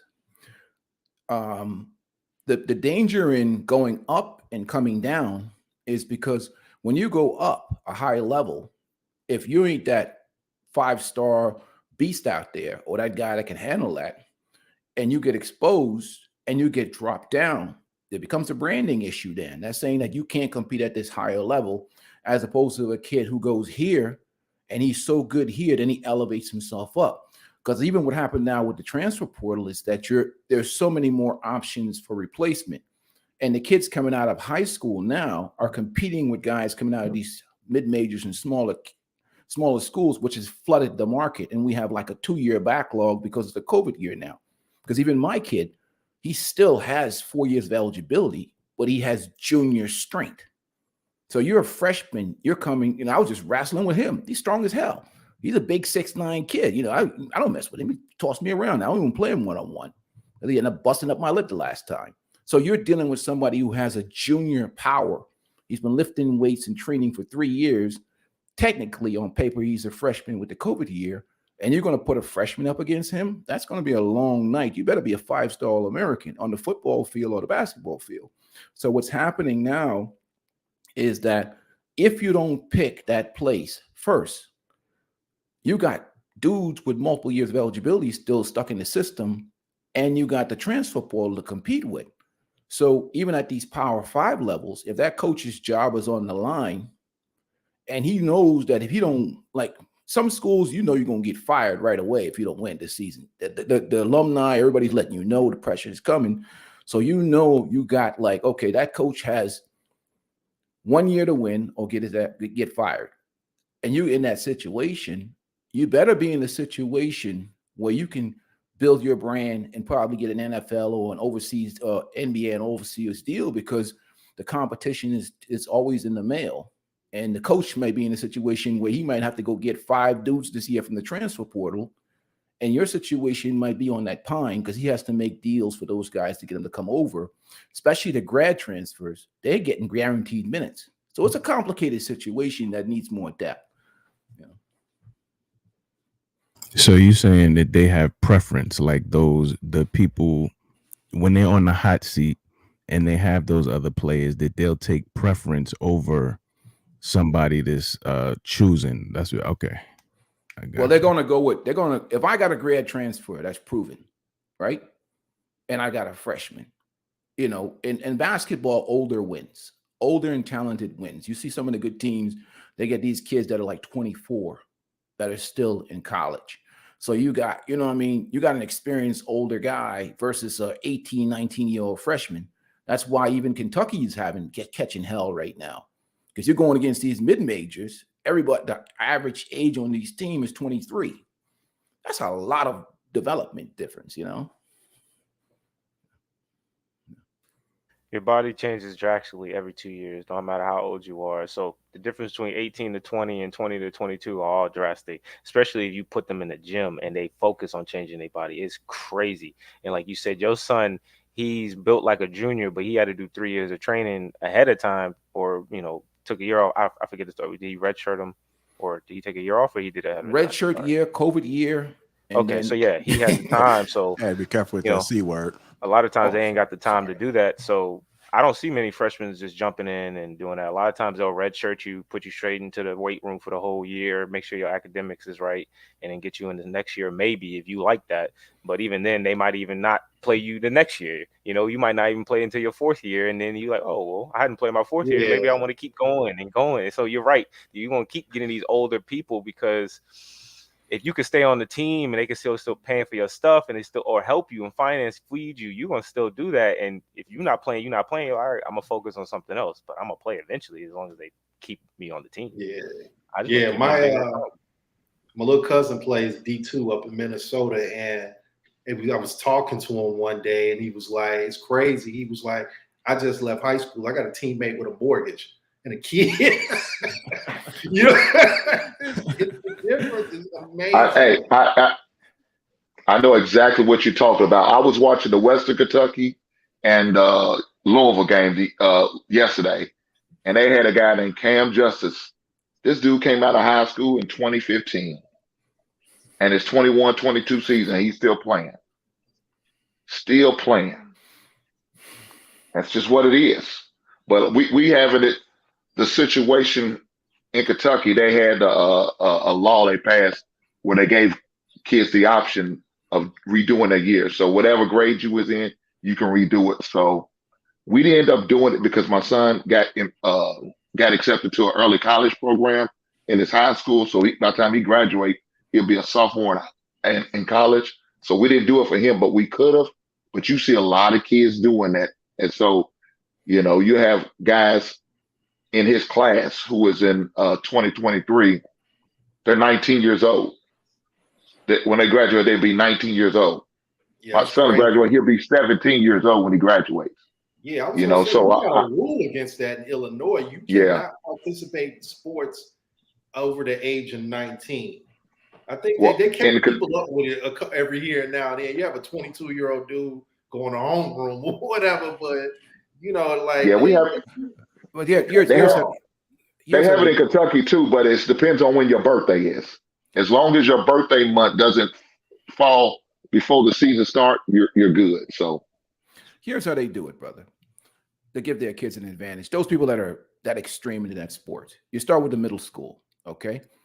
Usually, sometimes you see them reclassify the kids 2 years in a row to give them a strength age advantage. I know people have their philosophies about the reclassification. You said middle school?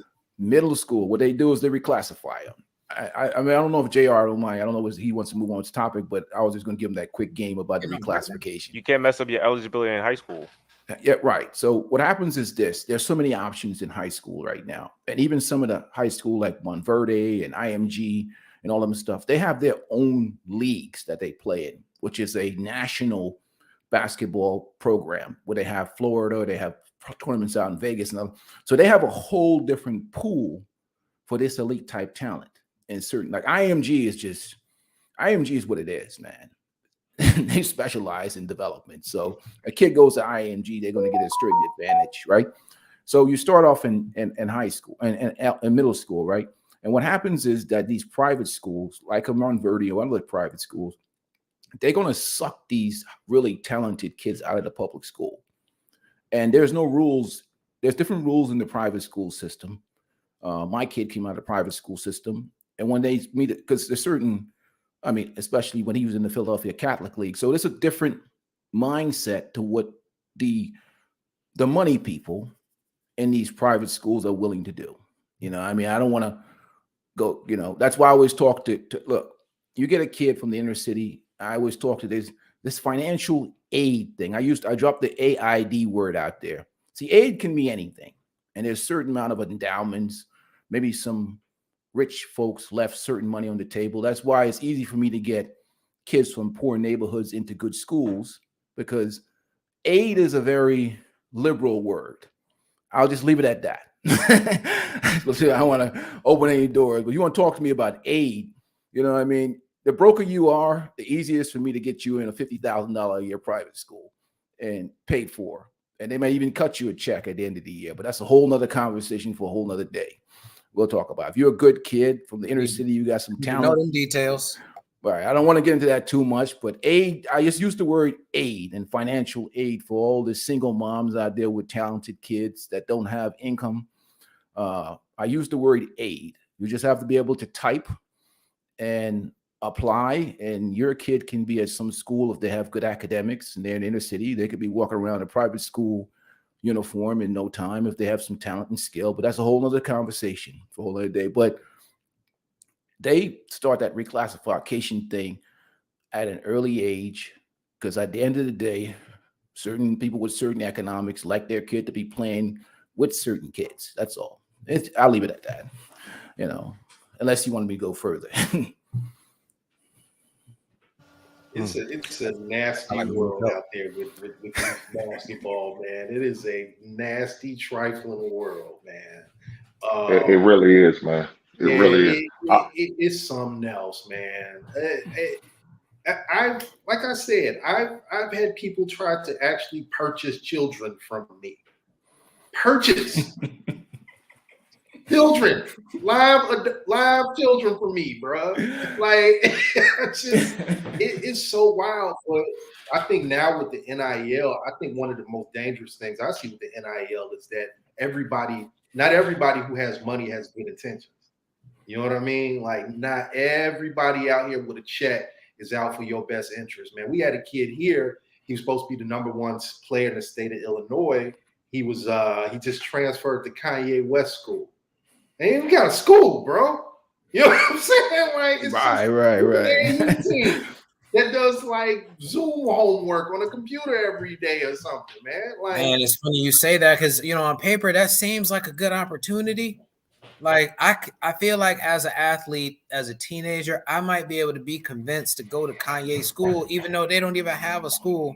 But Kanye said, "I'm gonna give you all the free Yeezys you want. Your tuition is free, and you get to be part of a movement." I mean, they almost sell that kid the same story that they sell a kid going to HBCU. I mean, the history isn't there, but all the upside, it sounds similar when it's being explained.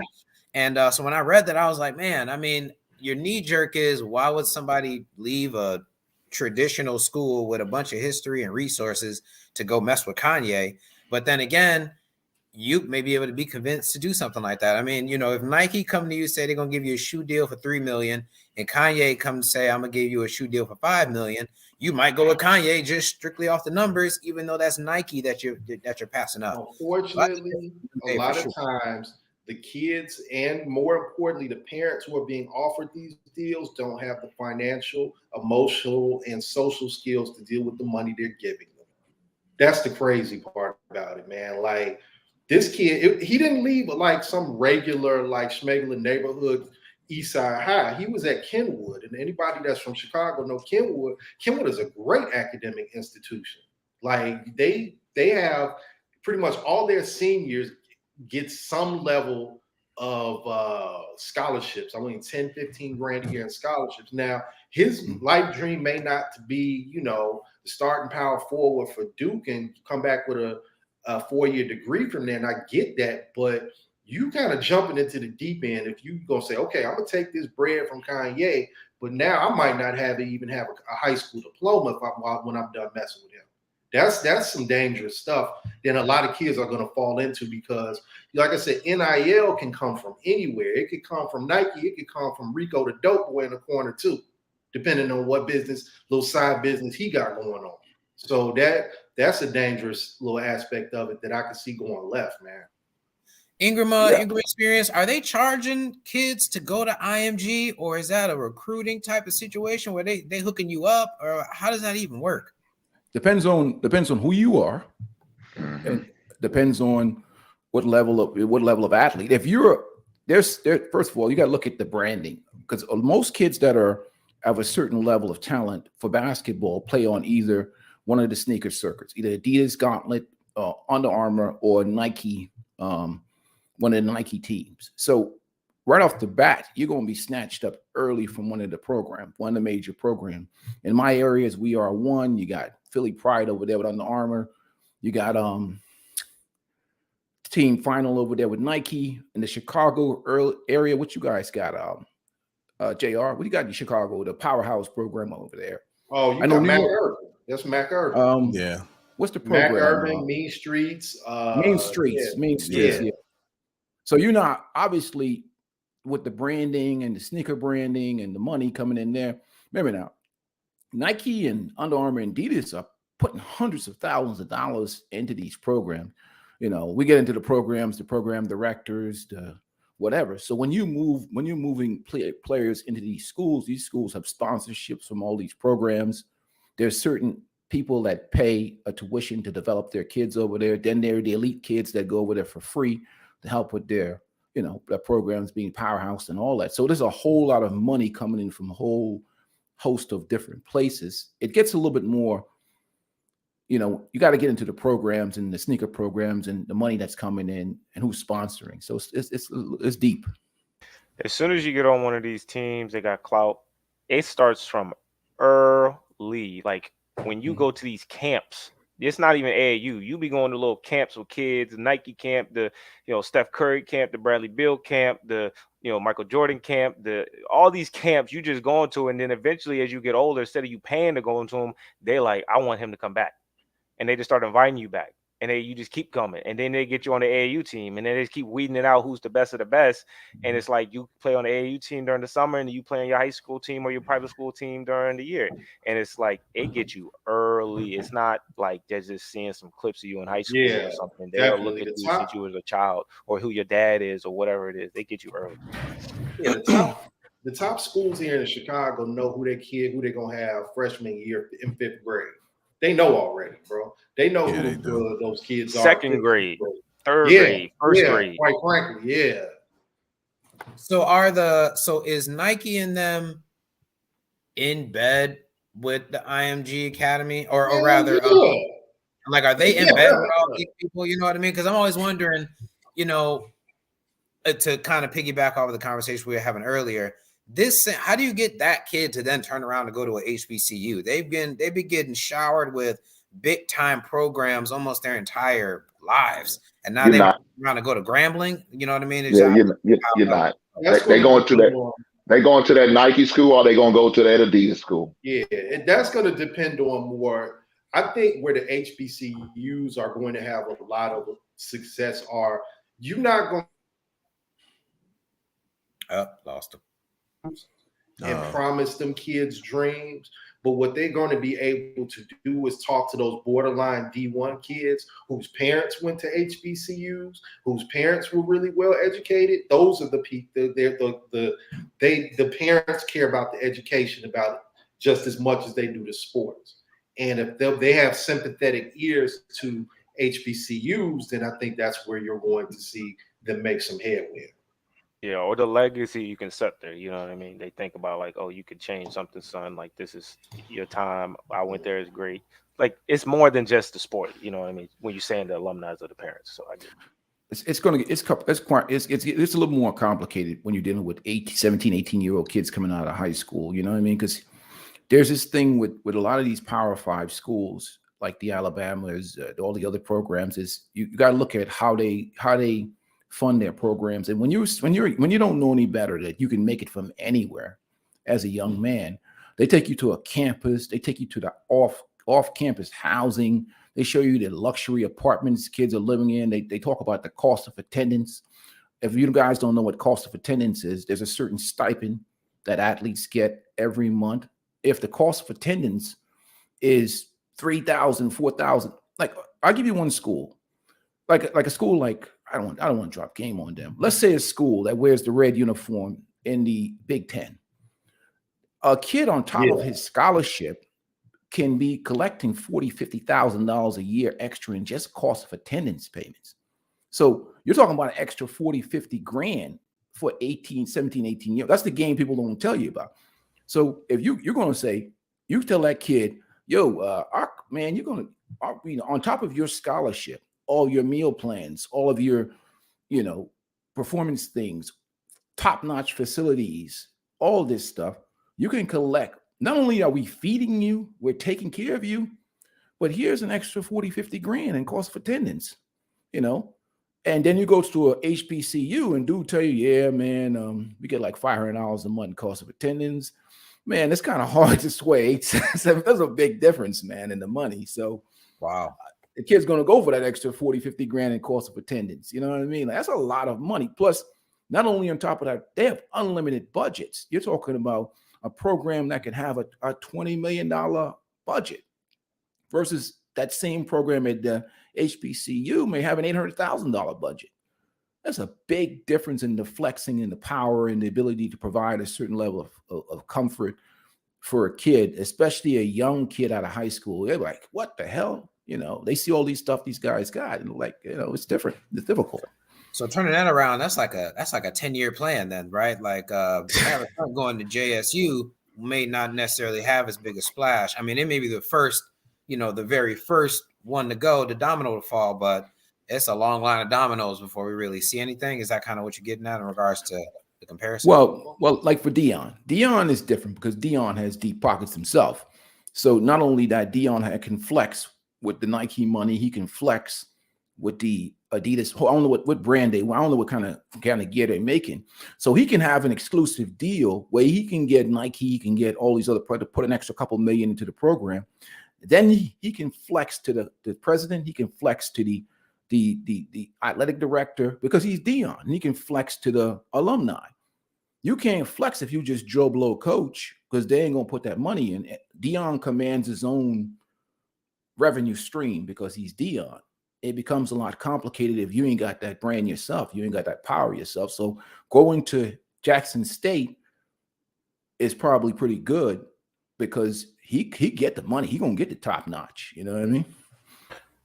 My best friend, his sister went to a D1 school. It wasn't like a big D1 school. She went for basketball, but let alone as a D1 school, she was getting around like $1,000 a month for, taking care of herself from the school. A school that I'm close by, it's also another D1 school. The football players, it's a lot of them. They get around $3,000 to $5,000 a month to spend. So, and these schools, they just to spend on anything. For them to live, cost of attendance, cost of paying, your lifestyle, your food, whatever it is, it's kind of like a part of the whole scholarship tuition thing. If you're an athlete, they don't want you to have money problems, so they're going to give you like an allowance a month type of thing, and they allow that. And depending on the schools and how much money they got, they just say it on a different name, like you said, cost of attendance. They'll give players a lot of money depending on how special they are, if they're a senior or a freshman, all types of things. It's not like they all get the same amount, but they get in a good chunk of change depending on what school you go to. And like you said, Ingram, depending on the school you go to, depending on how valuable you are at the school, you can be making 40 grand a year, 50 grand a year, acting like it's a day job. We just make it easier where you don't have to spend $1. So for instance, if I'm giving you $3,000, if I have a big budget. It just came about, or it's always been this way? No, it's been this way, brother, for a few years. Always been this way. It's just that nobody really talks about this type of game because they're not in the system. You know what I mean? So I've been in this system. I have a kid in this system. So what happens is a lot of people don't talk about it, but what they do if you have a huge budget is not only am I giving you that $3,000 extra a month, I make it so that you don't have to spend any of that. I got an extra 20 million. So what I do is I feed you every practice. I give you pregame meal, all types of food, snacks, everything, gear, everything. You don't have to worry about no food. Yeah, no food, no gear. Home, I take nothing. care of everything. Gear, Shoes, nothing. Gear. There's even programs that do your laundry, have your suits and stuff lined up. So you know what I'm saying? Like Brother Jay, there's a lot of ways to trickle down money to the guys. If you really want, Alabama's probably doing. They got all kinds of trickle down. Well, you don't have to. I mean, I was at Mary State from '94 to '98, and we got $7,500 a semester. What the hell am I going to do with $7,500 a semester when everything was paid for? The average kid was only getting 3 meals a day. My card said unlimited meals. Books was paid. I went down to the stadium. I handled my class schedule. They gave me the books I needed. I didn't have to come out of nothing. Only time I had to pay out of my pocket when I decided I didn't want to live on campus anymore, and me and 3 other teammates got an off-campus apartments. But our rent was only like $300. They gave us a discount because we played. We was hood rich. You couldn't tell us nothing. Don't even get started on going to the bar and you every drink for free. You getting in, you ain't got to wait in no line. You ain't paying no cover. No, I wasn't even a drinker. And imagine if you will, being so the mother of my child went to the University of Illinois right when we got out of high school or whatever, right? Hey. I wound up buddying up with a couple of dudes on the football team. And imagine being a 19-year-old kid in junior college, not knowing where your next meal is from, and they sneak you into the training table, bro. I was out there. I look like a homeless man being left in the back of the steakhouse. You know what I'm saying? Hey, I told the trainers are your best friend, dog. They got the snacks, baby. Right. Yeah, they got the snacks. Trainers got the snacks, baby. What has happened in the discourse, I think, with college sports is we've created kind of like these two extreme examples where the truth is somewhere in the middle. Like on one hand, we say these kids are starving. They playing Division I basketball and they can't even afford a pair of drawers. What y'all doing is terrible. They ain't living that bad. But on the other hand, when your coach has a and a Maserati and a Range Rover in his driveway, and you can't, you know what I'm saying? You can't even have a car or have a job. That's a problem. That's a problem. I think the NIL is just basically taking the veil off everything. The money is there. Let's figure out who to get it to and at the right amount now. I think that's the most important thing. But like I said, there has to be some type of regulation because I can see, think about the gambling. Gambling is becoming legal now. Think about the gambling implications of NIL now. You know what I mean? Hey, Vito from New Jersey goes over to Rutgers and, hey, kid, I'll get you $100,000 more on this car dealership job we supposedly got for if you miss a couple of free throws tonight. It's gonna happen, man. It's gonna happen. It's already happened. I tell you who's I don't know. It's just something about, like, for instance, one state has schools in it that spread that dough more faster than anybody else. And I had to say Texas. And here's why. It don't matter what college or university you are in Texas, man. There's something about the generosity of some southern businessman who owns the dealership in the local town. Texas don't play. I'll be honest with you. I wouldn't even want that Texas job if I'm a coach. You get your ass fired quick. Texas school, all those schools, for some reason, man, they put money in their stuff, man. Serious money, you know. Hey, real quick before we end the broadcast, I know we talked about Steph Curry not really caring about that record, not thinking it was a big deal, but now it just seemed like it really was a big deal. Would you guys say it wasn't a big deal, or after he actually did, he probably was thinking about it? It's a big deal for Steph. Shoot. I think it was just the anticipation. You know what I mean? It was just the build up. I mean, it's a big record, and plus it's like a further evidence, the biggest piece of evidence that Steph has officially changed the game because of him hitting this record. How quickly he did it in regards to his career. You know, they had Ray Allen looking like Tupac off of Juice or whatever it was when he was hugging Steph, talking about pretending to be congratulating him when he was really salty. So I think that it was just a big monumental moment for Steph, but I think the anticipation of it was bigger than the accomplishment itself because, you know, they had all them post pictures and they had, you know, just so much going on with it. And I think that it was probably a big deal for him. I mean, he had his dad sitting, at courtside. So, of course, it was probably a bigger deal for the NBA in terms of their image and, trying to push Steph to be even a more prominent figure than he already is in the NBA. So I think it was big for the NBA, big for the Warriors, big for how the 3-point game has really changed the game. And it was kind of illustrated with Steph, but it was such a record that we all knew was going to be broken, that it could not have been as big to him as we might think, just because just the volume he shoots threes, his percentage where he shoots threes, like we knew it was going to happen. So it was really just a matter of time. And I think just the climax of him breaking it was heavier than the actual accomplishment itself. I think a lot of people who had a take on this are missing like the bigger picture. They try to compare it to the Wilt. I mean, not the Wilt, the Kareem's, 33,000, and then the John Stockton's 15,000, assist records, and they say it's not really like that. I mean, it's only 2,000. It's like it's not as big as those, but he's about to set that. He's about to set something that a lot of people aren't going to be able to touch.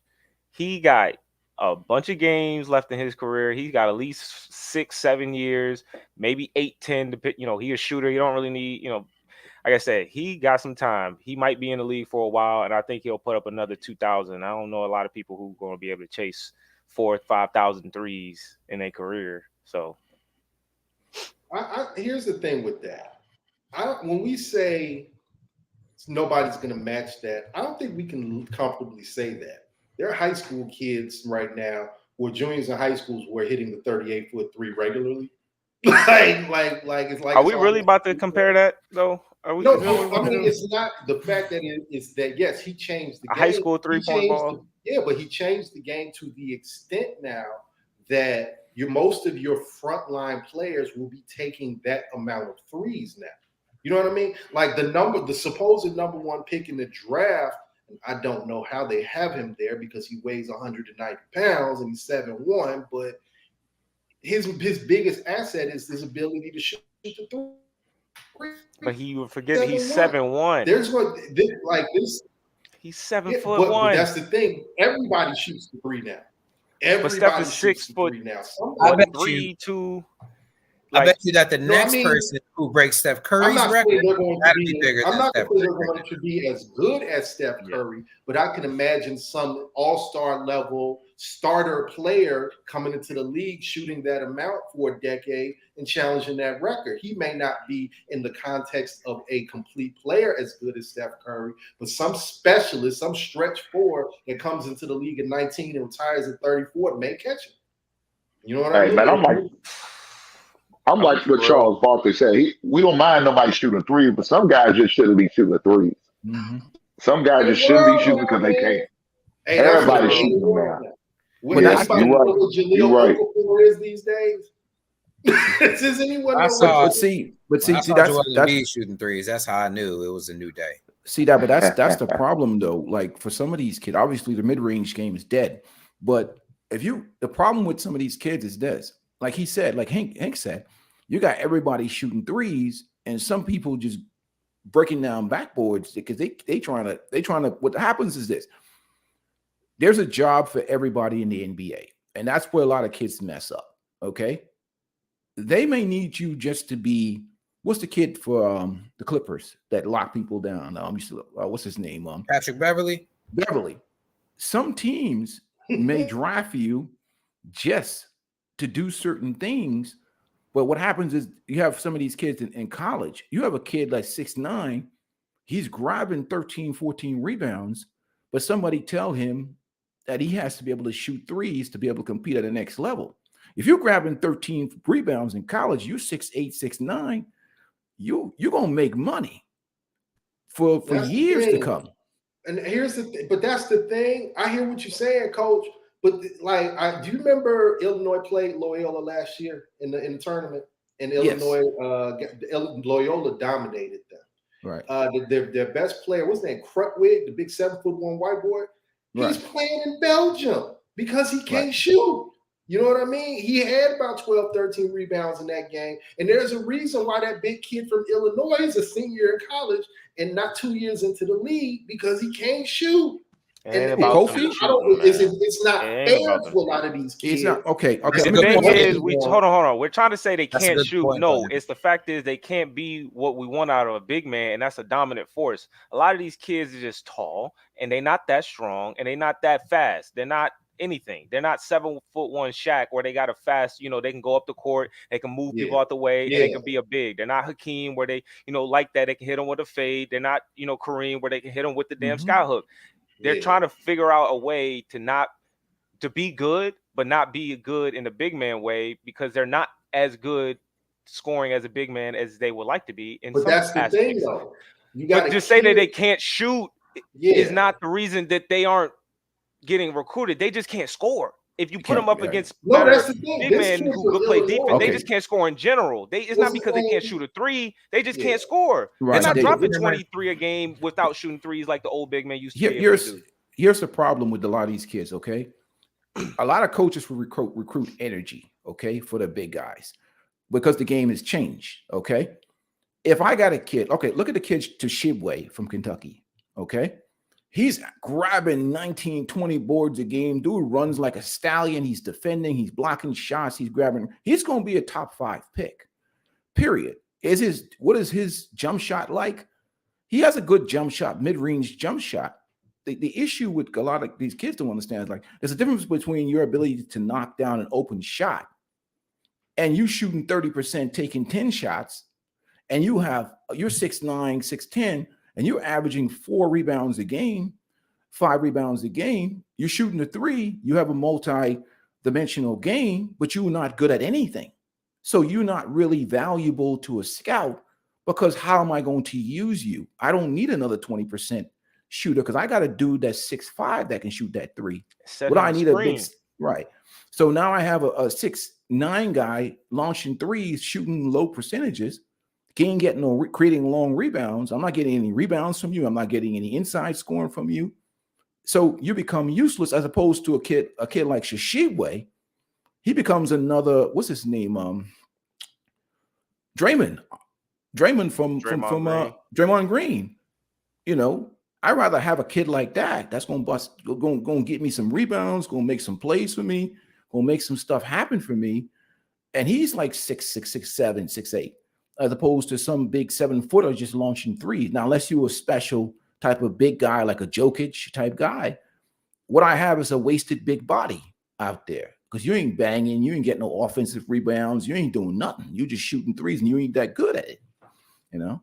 It does seem like if nowadays, if you could have one or the other, all other things, not mattering, you'll take the 3-pointer over the down low banger. So I feel like maybe to Avon's point, Cameron Crutwig was his name on Loyola last year. He was only 6'9". Now he had every fundamental skill in the world, up and unders, footwork. You know what I mean? He was solid at the free throw line, solid enough, but he wasn't necessarily big enough to be a big man. And at 6'9", he didn't have any kind of outside jump shot at all. I mean, no. If like Ingram said, what was his defense like? Because these big men, it's the rebounding. It's the rebounding. These big men ain't looking. They're not looking at them like they were back in the day. Like you said, the Hakeem, the big man era, all that is gone. They is looking at these men as Dennis Rodmans. We want you to get boards. We want you to be mushing dudes out the way. We want you to cause havoc and basically make it easier for the small forwards, the guards to score. You just need to get everybody else hurt. You're basically a middle linebacker at this point or a defensive end. You just messing dudes up. That's your whole job. And if you can't do that, they don't want you. And so like the white boy you talking about, he can't play defense. He is already 18, 19, 20. He moving like Marc Gasol. Nobody want Marc Gasol. You can't play defense. I don't care how big and tall and great you were at scoring. You slow. But that's the thing. There was this kid a couple of years from West Virginia.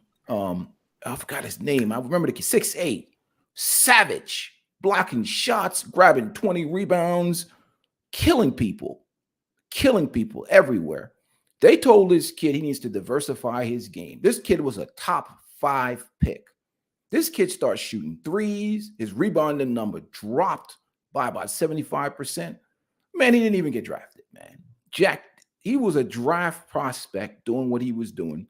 And that's the danger you have with these kids. I understand being positionless basketball.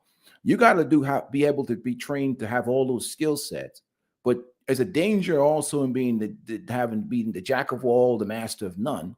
Because if I'm trying to draft, if I need rebounds, if my team's percentages on rebounds are low, really low, and I need somebody that can get me double figures in rebounds a day. I may not need you to be, doing all kinds of stuff. Now, the kid at Duke is just special.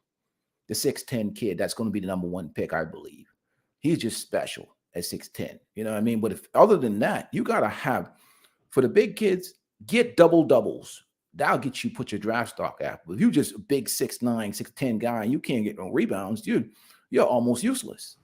But it doesn't feel that way when you watch, if we're talking about basketball, when you watch the NBA, it doesn't feel like, hustle guys really get the love like that. Everybody's talking about positionless basketball. Everybody wants a 6'7", 6'8", stretch 4 wing who can shoot the 3 and and grab boards and things like that. It doesn't really seem like, they were looking for a big body who can grab boards. Okay, this guy is my defense guy. This guy's my point guard. This guy's my mid range, and this guy's my 3-pointer. It seems You don't like think every team would pick up Rudy Gobert in a heartbeat? Yeah, but some kind, the type play they're not in the playoffs.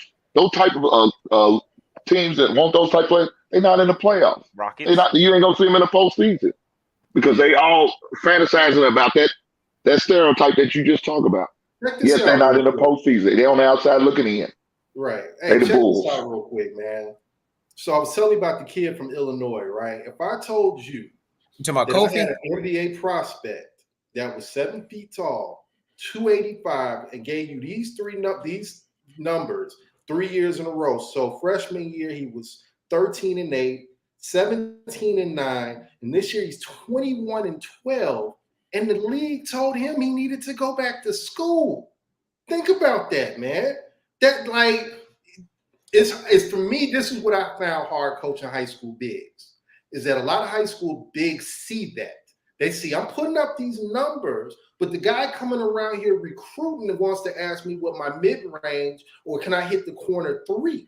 You know what I mean? It's hard to tell kids to pick up, have these big men in the real world, at least in the NBA. That's crazy to me. I've never sat down and looked at his stats like that. In the Big Ten, the most physical league that we have, a kid gives you 20 and 10, and he's told by the scouts that he needs to go back and work on his game. That's wild, bro. You talking about Kofi? Yeah. And he tried to transfer. He couldn't even really find. Get somewhere.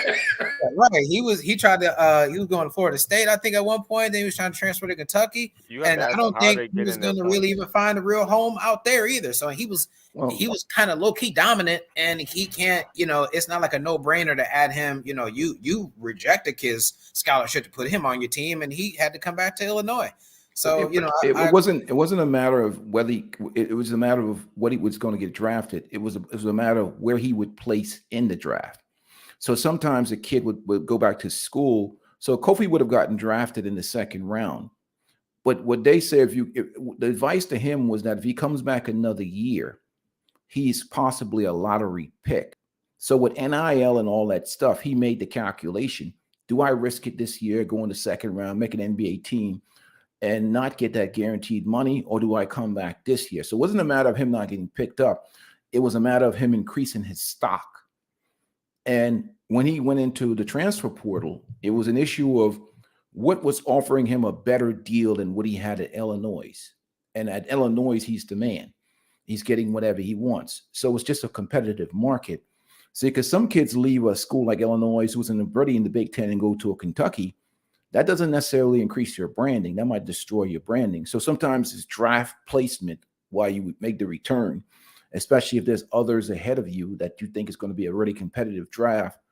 And also, too, when you talk to the agents, you talk to the different things. So it may not necessarily be that he's not getting what he wants. It's just a matter of him increasing his stock for the next year, and he could possibly be a lottery kid coming out in June. I think he's going to be an opportunity to get into the top 15 as opposed to being 2nd round. Well, will he play once he gets drafted? Do you think when will he get some regular NBA minutes? You know what I mean? Probably not his 3rd, 4th year, and that's after some development. They probably going to have him doing all kinds of, pick and pops, or they're going to try to have him do something. You know what I mean? He can't just be a rebounder. I feel like he'll eventually be at the end of the bench if that's his only game. Well, they in Chicago was some guy named Tony Bradley. I think I'd rather had Kofi backing up Vooch than Tony Bradley, man. Right. You know what I mean? But see, you got to also look at not just from being the big man. They got to look at your ability to guard. I mean, you got to be able to guard away from the rim. That's more important than your ability to shoot the 3. Your ability to guard away from the rim. And that may have hurt him a little bit with foot speed. And not only that, speed to the ball. Because if you got a lot, the NBA game is a lot of threes being shot. You have to be able to have speed to the ball, get those 50-50 balls. You can't get them 50-50 balls. Your speed to the ball is bad. I mean, obviously, Jokic is different. He's a little slower, but he's just so skilled, man. I mean, just is crazy. But there's other factors involved in there. You know what I mean? They'll look at that, how you translate to the NBA game. There's two big archetype they want. They want the guy who can either get the 20 boards and 2 to 3 to 4 blocks, or they want you to be able to stretch the floor to the midi or the corner and get, 9 to 12 boards and still be able to play defense. They don't want you if you can't play defense. That's a fact. They don't care who you are or how good you can score for the most part. If you can't play defense, they don't want you. And you either have to be great at defense and rebounding, like where you basically are irreplaceable, getting 20 boards and you just defensive player of the year, or you can really stretch the floor and still get them, 10, 12 boards and play good defense. But when we're talking about draft stock, you don't have to be the GOAT. I mean, when we're talking about draft stock, Sway, I think you brought up Rudy Gobert. 2013, Rudy Gobert was a 27th pick. So, One actually about the Chicago Bulls real quick too. Yeah, go ahead. 27th pick, but I'm asking you, would you take what if you can build a team? Would he be the first big man you would pick, or would you go pick the Joel Embiid or Jokic?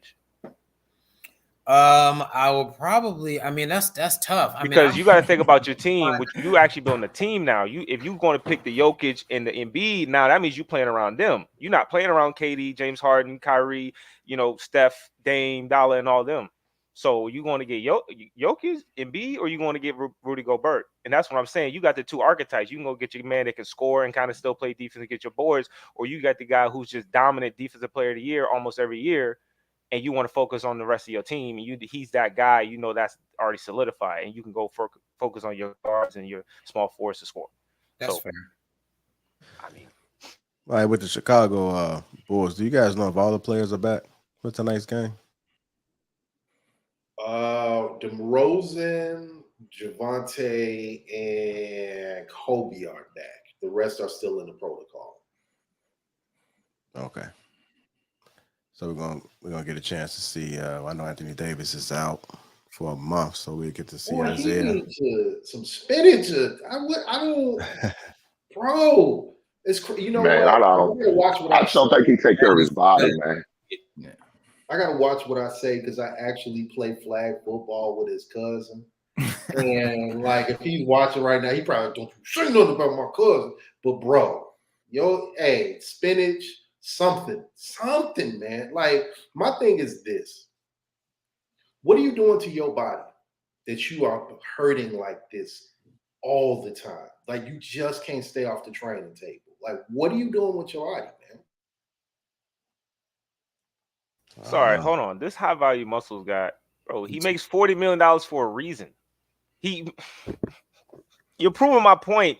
He makes $40 million for a reason because that's how valuable you are. You had that route, or you got the Jokic and Embiid route. He makes $40 million for a reason. He's not that good of a focus. You can lob him, you can, pick and roll him here and there. Great. He's 7'1". He should be able to at least do that. But I'm asking you, do you want the guy who's going to be the defensive player of the year almost every year, or do you want the guy who's going to be the focus of your offense like Embiid or Jokic? And they can pass the ball and do all that other stuff, Draymond Green type. But he makes $40 million for a year, so you prove my point. Thank you. Sorry for that. Yeah, but the biggest thing for those bigs, man, you have to be able to cover screen roll. If you can't cover screen roll, you're gonna get torched, especially with guys like Steph. Even Steph, I mean, he's just throwing it. I mean, these dudes is different. Lillard, Steph, they coming off that screen roll. Lethal, man. You got to be able to cover out there. You got to jump. You jump in that screen early. You're going to get torched. That's key for bigs, moving them feet and getting out of that perimeter and covering. Yeah, man. I don't know if y'all noticed, but they also the Brooklyn Nets got a couple of their games postponed. Oh, did they? Yeah, I just seen that come across the ticker. Man, it's coming out bad, man. I mean, it's almost like some of the guys I don't even want to watch. It's like it's incomplete. I think they would have been. I know timing is everything, but I think they'd have been served shutting it down for 2 weeks and restarting on Christmas. Make sure they flush everything out of everybody's system, man. Like this is bad, bro. Like I think the Bulls signed a guy out the G League, and before he even showed up to practice, he tested positive. So it's like like, just at this point, can we just, like, you got, and we know what world we've been living in for 2 years, man. At a certain point, you know, there are certain steps we can take to slow this down. We can't stop it, but we can slow this down. But I think everybody was like, we're never going back to lockdowns.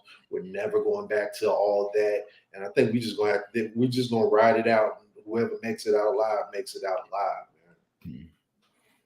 Yeah, we can't afford lockdown no more, man. And it's created some habits. You know what I mean? Habits in terms of ain't nobody gonna want to work, man. Amazon be offering like $3,000 to get people to show up. Still, you're gonna have to threaten people back to work. You're gonna have to cut off all that COVID money, cut off all that stuff. Oh, man. watch that C word. Watch that C word. Oh, sorry, brother. I keep dropping that word, man. Yeah. What's the code word for that, man? Y'all use on here. I know it's the jab for the shot, but the other one is what? The V. The V. How about the V? That Coco. The Coco. I'm saying, yeah.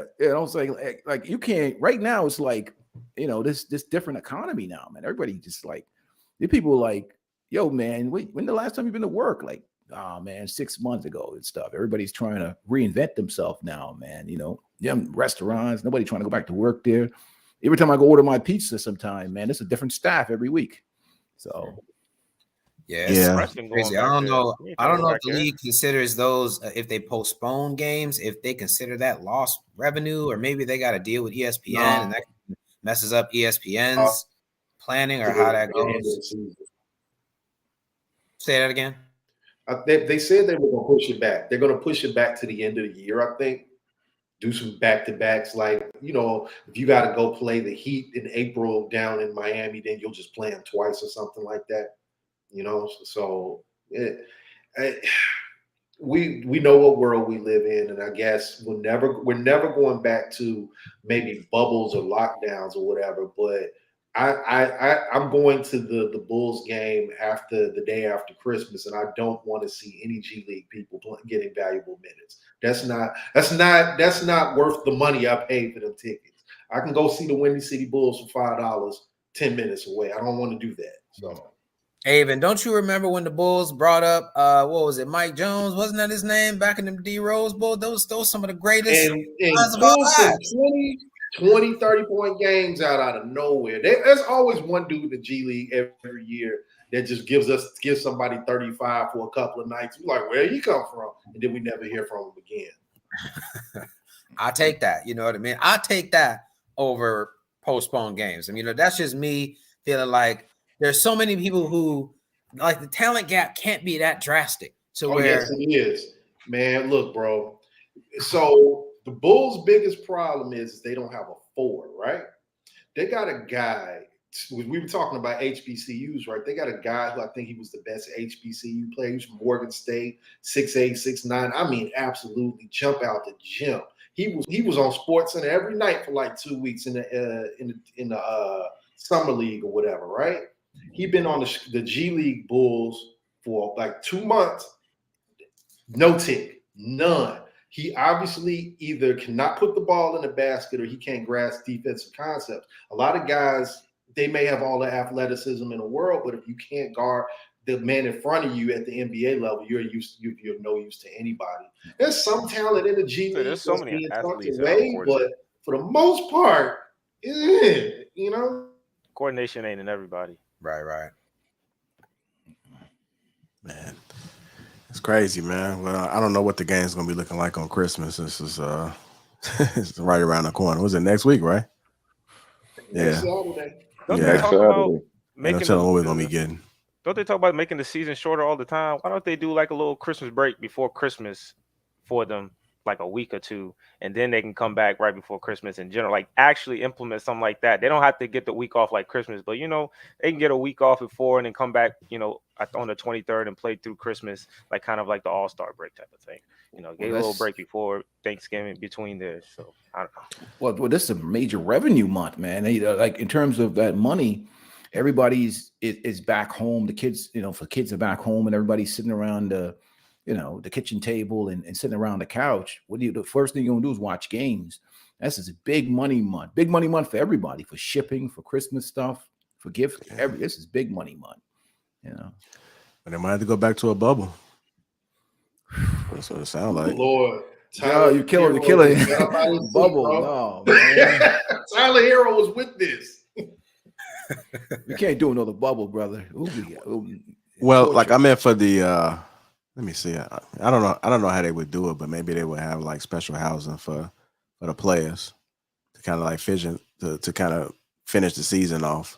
But you still allow the fans to come in, you know, because the fans are at a difference, but just trying to keep control over the players, making sure that they not dealing with family members and bringing stuff and spreading stuff back. I wouldn't mind seeing them do a bubble during the playoffs, like a playoff bubble. Oh yeah, definitely a playoff bubble. But Get them some time to be able to, you know, if they are in protocol to enter out, maybe they wait about 3 weeks. Honestly, put their own players in a bubble, like you guys trying to kill Tristan, man. Tristan trying to kill that brother. Nah, they gonna supply. They gonna be like, Tristan, we got you, man. Sacramento. You ain't gonna worry about no bubble. Put him in a bubble with gonna a be couple trying of to women. Try to sneak somebody in. That's the thing, though, man. Everybody, you wanted to preach to everybody. Okay, you know, live right. Make sure you're not going out too much. Wash your hands. Get your jab. The Bulls were 100% jab. And from all reports, none of them dudes are really in the club dudes. Zach maybe. I think Zach is an in the club dude, but the rest of them, they're not really in the club dudes. Those are the dudes that stay back in the hotel and get high and play 2K. You know what I'm saying? Like they not did you say really get high? guys, and they had their entire team. Yes, yeah. Hey, I talked to a guy, but they might not remember somebody. I think they were interviewing someone. It was one old NBA coach. He said, I love weed because it keep them out of trouble. They just stay in the room and be on the game. They don't go to the club. They don't do nothing. And I was like, wow. So, you know, but I mean, the Bulls aren't, the guys on that roster aren't in the club every night. They're not super social like that. So for a team like that to have themselves ravaged by the disease or whatever, or that, what word did we agree to? We say Coco, Kyle? To be ravaged by Coco like this, and everybody did what they were supposed to do. Not only were they full jab, they were 100% boost too. So for them to all, even Stacey King got it. Like it had to have happened on a plane because everybody was on a plane got it. Man. Well, I look at it like this: it might not even be them going out, but just the visitors that they may get. And we all know what type of visitors they may be getting. Yeah, but that has to do too with how they set up. How they set up their I mean, I know the young brother who just got drafted out of here. Like, first thing they did with him was they did a complete cleaning house, new Instagram account, new phone, new everything. And you got to have certain people in your corner. You can't rock with them dudes that you used to rock with anymore. You need a staff of professionals. You know what I mean? You need to get good, solid advice. And if the young man, obviously the NBA does a good job, but you may have to tell some dudes goodbye. I mean, there's some dudes just toxic, man. You trying to do positive things and make moves. You're a multi-millionaire. You're a brand now. You can't be rocking with, you know, your boy Tyron from the streets. You're looking to get jammed up. You'll have you in the clubs messing with all, you know, if you have good staff, a good person in your corner, certain things get delivered to you. You know what I mean? You ain't hiring right if your vetting process for certain things should be delivered to you vetted.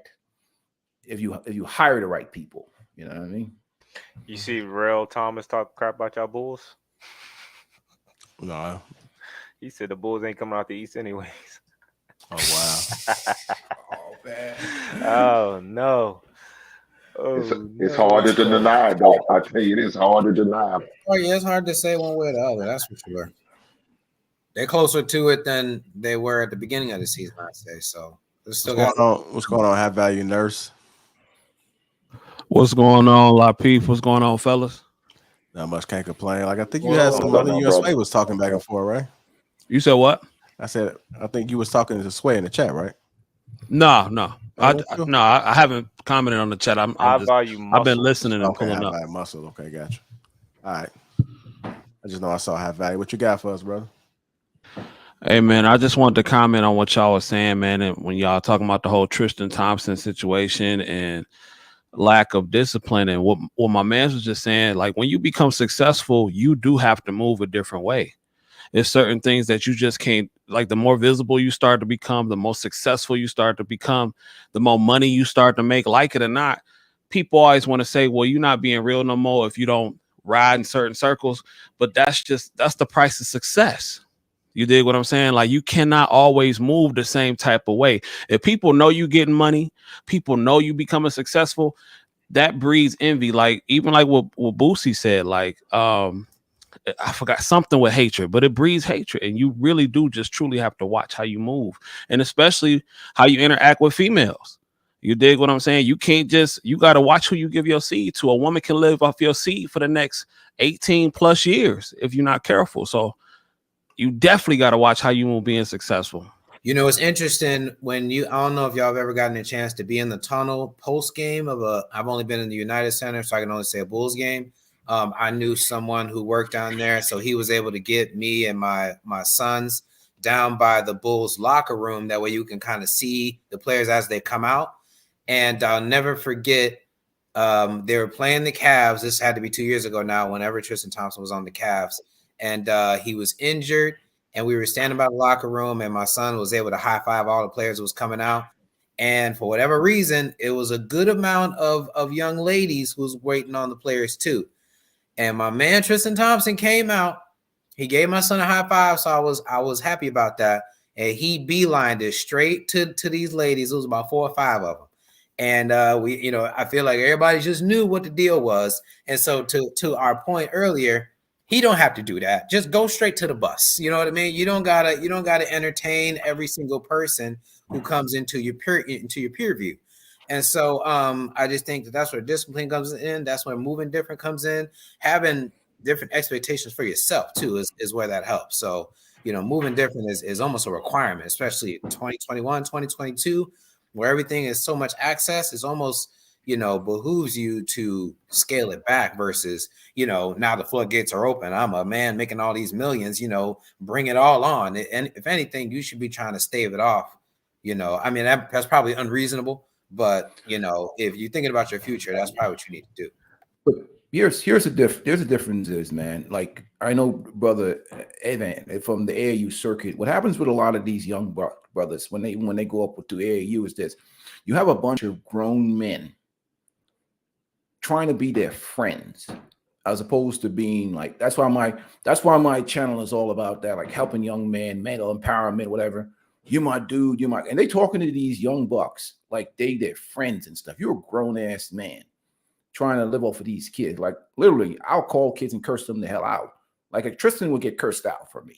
You know what I mean? Because I'll tell him right off the back, I think you're a goofy dude with that type of energy because you're being reckless and whatever. They don't have grown men in their corners. What they have is enablers. Dudes trying to feed off of them. Dudes trying to get money off of them. So they don't have that type of, and obviously we have a problem in the community with 75%, may not be Christian situation. 75% of our kids are born into these environments.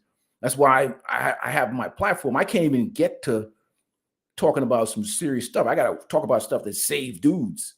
You know what I mean? Because I understand, like, soon as they got all kinds of dudes that just rocking with these, hanging on to them, they ain't going to say anything to a Tristan because they're refused that they're afraid they might upset him and the gravy train might cut off, as opposed to having somebody in their corner who's just going to curse you the hell out and tell you knock it off.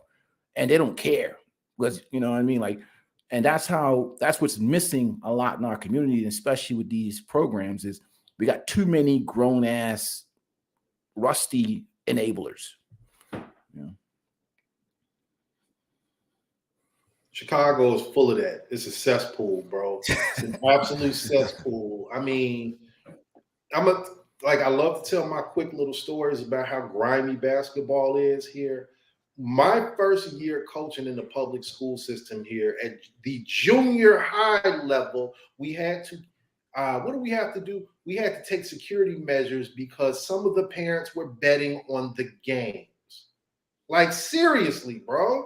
Like, we had to get security because they was betting on 8th grade basketball. It's crazy. And like the amount, and he went to go back to what he's talking about, the enablers. That's why I don't coach anymore, man. Like the way I learned the game and the way I learned how to coach is not, you can't do it anymore. Like I can't tell a kid to go run, take laps. Now they're going to tell me that I'm abusing them. You know what I mean? I can't tell them about, well, if you don't box out down there, I'm going to sit you down and I'm going to play this other kid. Well, I'm going to transfer to the other school. But I can't do that. Then I won't have a job because we won't have no more kids. You know, because they spend 7 months out of the year with these enabling AAU coaches who don't hold them accountable for anything, man. They pick them up, they feed them, they roll a basketball to them, and they drop them off at the end of the night. That's not coaching. That's babysitting, man. And that's what the vast majority of them are doing, man. There's some guys doing it the right way, but the vast majority of them are not. Hey, JR, brother, can I respond to something that I saw in the chat? Where somebody, independent thinker, said, have you been through the NBA and had beautiful women fall over you so before you can school Christian? You don't need to be in the NBA. You just need to be an uprighteous brother, be a serious man in your community, have some balls, have some dignity, have some self-respect, be a man. You ain't no, there's little boys, I know plenty of them that have come through the programs that are successful. I don't care if the kid's making millions of dollars a year. Respect is about being a man. It's not about how much money you have in your pocket. It's not about whether you played or not. You got to be about your manhood. You're about your manhood. You can talk to anybody. It don't matter who they are.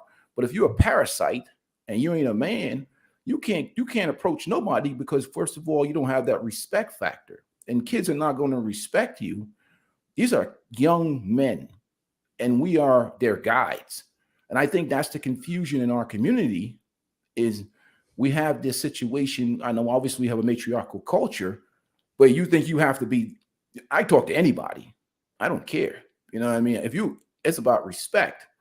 And respect is not somebody coming looking for handouts from somebody. It's about how you run your life as a man, how you manage your life, your family, your business as a man. You don't have to be any, to be able to talk to people, you have to be able to be that type of man. So it's not about whether you've been there or not. Anybody should be able to talk. Any respectable, upstanding man in the community should be able to talk to any one of these kids out of line. And in our community, I mean, a lot of us, didn't really grow up with a lot of male leadership, so we kind of look to these athletes and these stars to like see how they would move or how they would act, and maybe so a lot of people do look up to these athletes because they don't really have a lot of masculine male guidance. So I think it's a bigger burden performance on Black men and women to really put out an image that we want our kids in the next generation or just our people to represent. We can't just at this point, I know we kind of shouldn't do that as a community and like look at these celebrities and stuff like that and try to implement their ways into our lives because that's not really realistic, but we do it anyways. And so that's what I'm saying. Like we do kind of put these burden performance on these athletes to be kind of the perfect image that we want our children to see because we know that they look up to them a lot of the times. But realistically, we shouldn't. It kind of starts at home. We can't really look up to these guys, but it's what I'm saying? It's both ways. So he should do better, but we also shouldn't just be looking up to these athletes thinking that this is the perfect image of a human being and we should be looking forward to being this guy and men should be doing what he's doing when they get into this type of position. So, and that's crazy because you don't even have to be an athlete to have women checking for you. Listen, when I was in nursing school, exactly. I used to walk through the store in my scrubs. I swear to God, I'm a stocky dude built like a football player. I dress nice. I smell good. And I got my stethoscope around me with my scrubs on. Women would check for me just as a student in school. And you still have to know how to carry yourself because as a traveling nurse, they know you get in the bag. You around women 95% of the time. You working with women 95% of the time. So you still have to know how to carry yourself. You don't got to be in the NBA to attract a bunch of women like that. Now, you may not be attracting hundreds of thousands like Tristan is, but any man that's working hard, that's got himself together, you can attract women. You're going to attract a certain type of women because you got to understand, it's women out here banging dudes with no job. Yeah. with no But job, no source of Nothing. income. Nothing. They Man. can barely pay rent. They doing all types of drugs, alcohol. Ain't got really 4 baby mamas, and they still getting poon from another baby mama or another And woman and getting the 5th one. And the On discipline the comes college level, I Chris, mean, even on the college level, you getting that same type of attention, that same type of traction. It's coming, all flavors, size, and everything. and the It happens. discipline comes in by you saying, okay, I know I could do this, but I'm not going to, because what has all of that, all that booty that man done got, where has that gotten him? It's gotten him to this point now where he's, almost on like a yearly basis, at least once a year, Tristan Thompson comes up in the news for, he didn't had a scandal with somebody or he didn't got somebody pregnant. I mean, it's been 2-3 years now where he's either gotten with one of Chloe's friends or he got mixed up in some other random stuff. So I just feel like, the whole argument of, well, he's an athlete and he's making millions of dollars. Some athletes say that you get paid the millions not because of the basketball, but because of everything else that's put on you, the interviews, the appearances, the expectations. That's why you get paid all these millions of dollars. And so it's just the asking of be more disciplined with your body, be more disciplined in the decisions you make. I don't think that you need to be on somebody's socioeconomic level to, advise them to make wiser decisions for themselves, because everybody can see the outcome already. So, all the millions of dollars you're making is about to go right out the door. And there's let me give guys an in the chat example, saying brother. that we wouldn't know if we had the money. We're not saying that we wouldn't not to express your options, but we're saying you can do it while being responsible at it. You don't have to be getting girls pregnant. You don't have to be sloppy. Loose with sloppy. You don't have to be loose with your seed. Like, it don't matter. You can be smart and respectable about it. You can take the actions to not screw yourself over. You can still get women. You can still rack up numbers, but you can do it smart. You don't. Not everybody got to know about it. Not everybody got to be in your business. You can't, chase everything that come to you. Maybe you just pick the ones that seem like your type instead of every girl for some reason is your type. And then clearly these women not signing NDAs. They not signing no type of legal forms to keep his. But see, he probably likes that type of stuff though. It's an attention thing. It's an ego thing, because if I was moving like that, it would be NDAs. It would be all kinds of legal formalities that wouldn't get me caught up in the drama like that. And that's not even foolproof 100%. But still, it seems like a lot of these cats just don't care because they think they untouchable, and the money comes different, so they think they are untouchable. So, well, it's not so like we talk about the enablers that hang around cat. Okay, let me give you an example. Okay, I'm playing in the game. We're playing against Georgetown. We're down in DC. Okay, Allen Iverson's on the floor. Everybody, obviously I'm getting in foul trouble that game, but that's a whole other story. Big John yanks Allen Iverson off the game because he didn't like a play he made. That dude cussed Allen Iverson out so bad. I was standing next to him inbounding the ball. He cursed that dude out so bad, told him to get his ass. He put his head down and went to the bench. And that's Allen Iverson. When I used to get calls from high school coaches and stuff like that, and I was nervous. And I was a Division I athlete. That's about respect. Because those men were not my friends. They ain't like these goofy dudes nowadays being these kids' friends. They weren't my friends. They were respectable men in the community. And you know what I'm saying? Like, that's the difference between what these dudes are flowing with and what it used to be with these coaches. So this idea that because he's a high school coach and he works at the high school, he can't call me at the major college level and hold me accountable is rubbish. Because respect is everlasting. You know what I mean? Once he rolls like a man, that's just the way he rolls. So what happens is, dude, like, obviously men have their choices and whatever, but you don't have these people really calling out dudes like that in these private conversations. It just don't happen no more. You just got a bunch of enablers. That's all that really happens with these dudes. Ain't nobody really checking that, Even as a man now, I'm talking to other men. If I'm out of line, I should be getting checked. You know what I'm saying? And that's what's happening is the checking is gone. Too much enabling. And it's crazy because it's examples after examples after examples, men being taken to the cleaners with child support, divorces, just handling their business recklessly.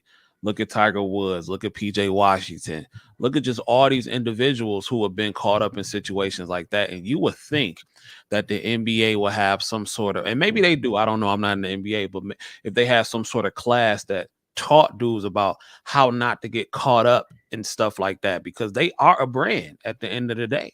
So yeah, it's more than the NBA. It's those dudes' individual life and the circle around them. That's really the number one mechanism in terms of, and that's why I'm so big on my show about the nuclear family and having men around and all these other stuff, because if it's my kid, I'm at his house breathing fire on his ass, because I'll just tell him right off the bat, you a sloppy dude, man. You can clean. I didn't teach you that.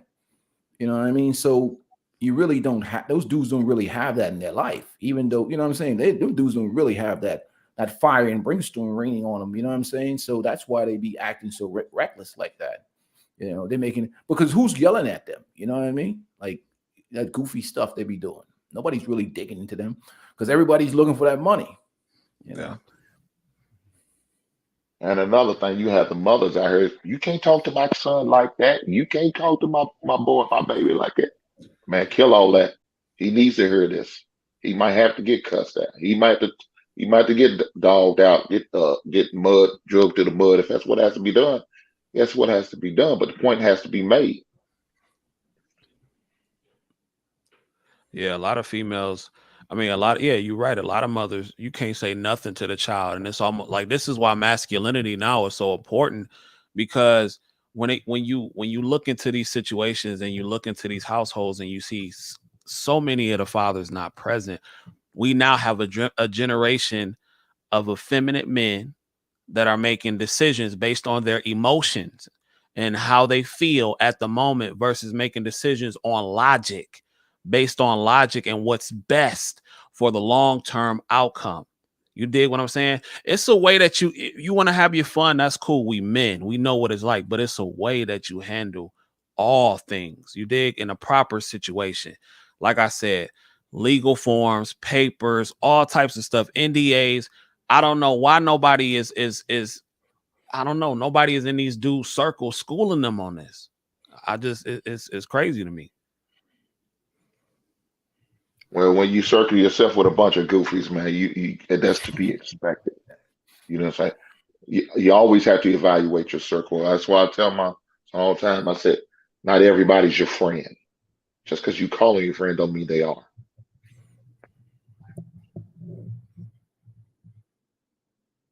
They want to be your friend. I don't know how here's the thing though. I wonder if we've let the genie out the bottle. I don't know how we put it back in. You know what I mean? Like, can you really communicate this to a 17, 18-year-old, 19-year-old and have them suddenly absorb it and completely do a 180? I mean, we're not even going to get into Tristan Thompson. He's a grown man doing this recklessness. I'm talking about the ones that still have time to avoid. Like, man, it just seems like that there is a cloud of information all over them, and I don't know, man. It seems like it's overload maybe for them, and they don't know how to react to it. But Lord have mercy, you cannot do it the way you used to do it anymore, man. Like I've had parents legit ask a basketball coach, "Why is my son this sweaty after practice?" And you just look at him like. You know what's crazy too?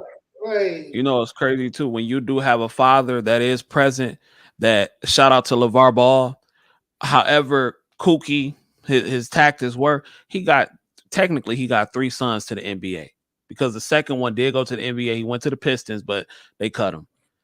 But they try to say all these negative things about LeVar Ball, but LeVar Ball is still an important factor in his children's lives. Look how successful they have become just from having a strong, prominent male figure in their life.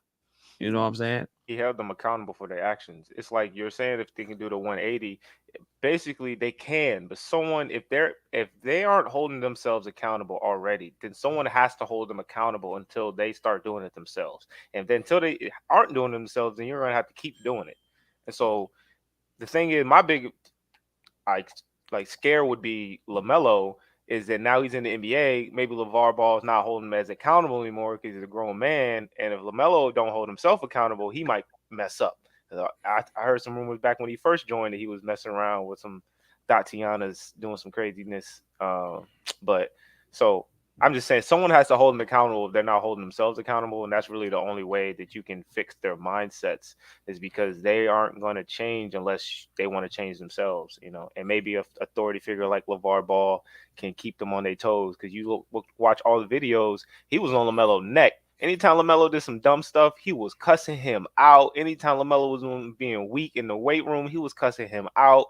You know, his thoughts about the tattoos. You know, Jello pulled up with the tattoo. He was like, what? You know, so LeVar Ball was on his principles, and he really kind of tried to hold his kids accountable for the most part. But, you know, you can only do so much.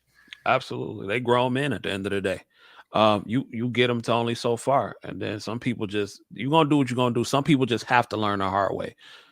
Some people, you don't got to show them nothing or tell them nothing anyway. Some people pick up just from other people's experience. I'm like that, but some of us got some. I watch people, everybody. Yeah, I'm not gonna do what they did. I wonder. It's something I've been floating around with me, and we've talked about it actually in the group chat or whatever. Is that I think there's a value to, no matter how many resources your parents may have, of you going through your teenage years having a date broke. Because I think it avoids a lot of this, man. Like, I think that's what happens with a lot of these athletes, man. Like, they've never had to try. Tristan Thompson probably been 6'6" since 7th grade, man. And you know how that worked with little girls from 7th grade to 8th grade to freshman year to sophomore year. That man has probably never had to legit try with any woman he's in. He may get curved, but anyone he's interested in that's showing interest to him, he ain't got to put in no work, man. A lot of bare hands. When you don't learn how to hunt with your bare hands, you find yourselves in situations like you find yourselves in, like he does, man. It just, throwing the money, throwing the fame. Like he hasn't had to like even like remotely probably even pursue in his life or whatever. So I wonder if that plays into it too. Like there's no effort. Like for me, like if I'm going to date or whatever, right? And I know I don't have to rely on resources, A, because I haven't had resources sometimes, and B, I don't want to spend those resources triggering off. Like it builds you into the type of person where you learn more discernment, because there are things to lose. And for him, I don't think he feels like he's losing anything with this behavior. You know, he said 75,000 was enough to try to keep her shut. If anything, he's give her 300. He said 75,000. There you go. If anything, he's gaining in a certain way. I mean, because you got to think of it. A guy like that is probably thinking about the social media aspect of it all. You know what I mean? Or at least that's how he can flip it. You know what I mean? I'm sure he didn't necessarily want those texts to get out, and he doesn't necessarily. I mean, he was trying to get her to not have the child, so clearly it wasn't something that he was necessarily planning on making it into a beneficial situation. However, he doesn't see his behavior in general as a detriment, and I think that it just goes to show, because he's not necessarily been canceled in any kind of way, and this isn't the first time Tristan Thompson's had these issues. So I think him being an athlete actually helps, because he still can kind of lean on the fact that he's an active NBA player. And so, and he doesn't even really have to play, and he's still getting nearly like $10 million. So even that, to your point, even about having to really try, that's even to this day, he really doesn't have to do anything to, be paid very handsomely, So I think that it's all about accountability in the end. And, I don't know. Hopefully he's an outlier, and this just a guy with an issue who just so happened to be 6'9", versus it being a trend. Yeah, but eventually that day is going to stop, man. That ball's going to stop bouncing. What are you going to do? And he still seems like he's going to continue to be a goofy regardless. If he was in the NBA, he was a construction worker. That's the type of dude he acts like. Facts. That's what. Yeah, but it's difficult too, because it's not just having that self-discipline and having that guidance, but also you got to fight against the negative social programming, especially for Black men. I mean, there's a whole lot of negative social programming coming from popular culture, coming from the media, coming from, certain things that we have adopted that don't help us, man. I mean, it really doesn't, Like the exercising of options, just that whole. I mean, the options thing is just having the options. It's just a matter of, putting yourself in a position in life to have the options. You said exercising, right? You doesn't mean you should exercise it. It's not in your best interest. And when you get into risk mitigation and you look at your life, you got, it said you're not the same. You're not the same as, you're not the same. You're a multi-millionaire. You're a high level type dude. You got to rock a certain type of way. You got to clean your environment a certain type of way. And you can't be rolling that way because everybody that you come up to against may not be authentic. You're not going to get that much organic things anymore, because you are this person, you're this brand now. And I think that's what a lot of these dudes don't realize. Like, you're not that dude anymore. You're not the same anymore. You're not, I wouldn't want to say the word normal, but you got to roll different, man. Or you going He's not normal though. Well, he's not a normal guy by in any sense of the word. You take away his name, you take away anything, just go off of bare metrics, his height, his race, his income, him not being fat. This man is already less than 1%. Him being over 6'3", it makes him top 3%. Him making over 100,000, top 10%. He make over 250, that's over top 3% alone too. So I'm saying, like, these guys are already, regardless of their name, personality, how they move, they is one of them a million already. No matter how they move, and if they just wanted a million, it's especially when you talk about dating and the incentives that women see in men. All these things I said are incentivized for women to be with this guy, and I'm sure a lot of women would take it up. A 6'10" millionaire, I'll take that. I'll be having 12 kids, NBA athletes. Yep. So I think Avon and Ingram experience, and then Hink, I think you said you had a son who was much older. What kind of messaging do kids even respond to when it comes to thought and culture? Because I know when we were younger, we didn't necessarily value, I think we had a different name for them in the 2000s, but I don't even know how you would convince you cut out, Kyle. What did you just say? Oh, I'm just saying, I don't even know how you would convince a young up and coming athlete or whatever it is, a 17-year-old these days, to not be the dude who's knocking everything down. You know what I mean? It's just like, I don't even know how you get that messaging across. Well, here's I know with me, my son's 16 years old. And I tell him, man, don't give these tackheads no title. That's what we used to call them back in the day, a tackhead. A chicken head, whatever, choice of words you want to give it. Don't give them a title. They just classmates. They just so happen to be female with a split. That's it. That's all they are. Move on. I promise you. The ones you see in your high school are going to be totally different when you go on to your college. And the ones you see in college will be totally looking different when you see out there in the world. Don't give them no title. Be about your purpose. Be about your business. Your girlfriend right now is at basketball. Let's go out there and get this paper. That's why I personally feel like any young male from the ages of 16 and 30 should not be focusing on real relationships, in my sole opinion, because I feel like that time is a very crucial time for a man to get himself together, because especially as a black man in today's day and time, you have no room to be average now. Food prices are going up. You have to be about your bag and get into it. A bag of chicken is $28. You dig what I'm saying? So like nothing, you just can't afford to be an average dude. And I feel like if dudes could just, from those crucial years, 16 to 30, I wish I would have done that. Been totally focused on getting my bag from 16 to 30. I'd probably be a millionaire right now. I mean, don't get me wrong, I'm doing great. You know what I'm saying? At 30 years old. But had I been more focused and not trying to chase these women like that, man, the sky could have been crazy for me. Well, mine is 11, and he's still willing to be musty in front of little girls, so I know I ain't got that problem yet. But what do you think, just as a coach, to some older kids? Hey, I've thought about it a lot, man. And I think the best thing, I think I said it last week or the week before last, the best thing I can do right now is model better behavior. You know what I mean? Like I said, I spent my time in the basketball mom world or whatever, and my son's. I didn't want him to see me bouncing from chick to chick to chick. For me, it's the guys who I know who aren't in the streets. Their daddies weren't in the streets.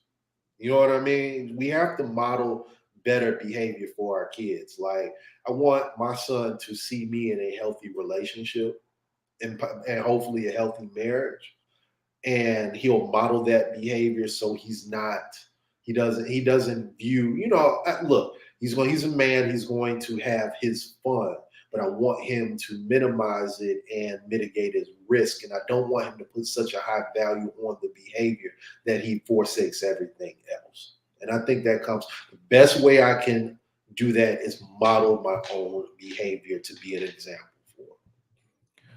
Yeah, the way I do it is this, okay? I'm a little bit more extreme in terms of how I do it. I show them the example, okay? If you really want to teach your kids, like, for instance, about drugs, right? I don't know what area of the country you are. Take them for a ride through Kensington. Let me tell you something. That's education. If you want to teach them about how you take them for a ride through Kensington, and with all respects to the Kensington area, or even to the Camden area, whatever. When they see it's a nightmare. If you have guys ever watch videotapes about Kensington, look what on there. That'll get you thinking about drugs. The second thing is you got to show them the example of what happens when you don't protect your seed. Here's this kid. He didn't do the right thing. He got this girl knocked up. He's got the cops coming to his house. He's got the cops coming to his mom. His mom about to get in a fight with this young lady, and that young lady, the drama, the chaos, the legal system, the problems. You got to show them the example, and you got to start educating them at a young age. Don't wait until they get too old.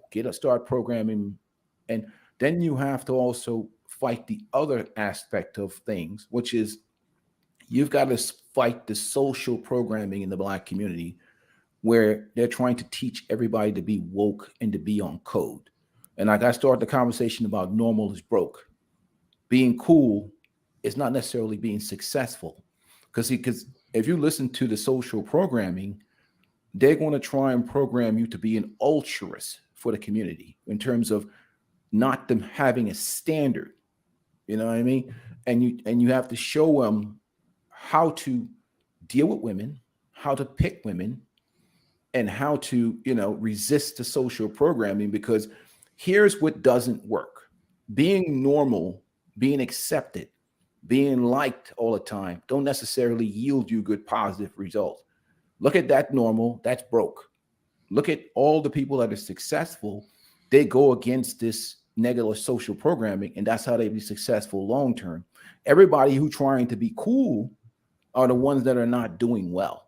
And that's what you have to program into them at an early age, Yeah, that's a fact that you just spoke, because when I was 10 years old, I used to work with my pop doing landscaping. My pop owned a lot of houses in the city of Detroit, and he would take us along to work with him and go landscaping.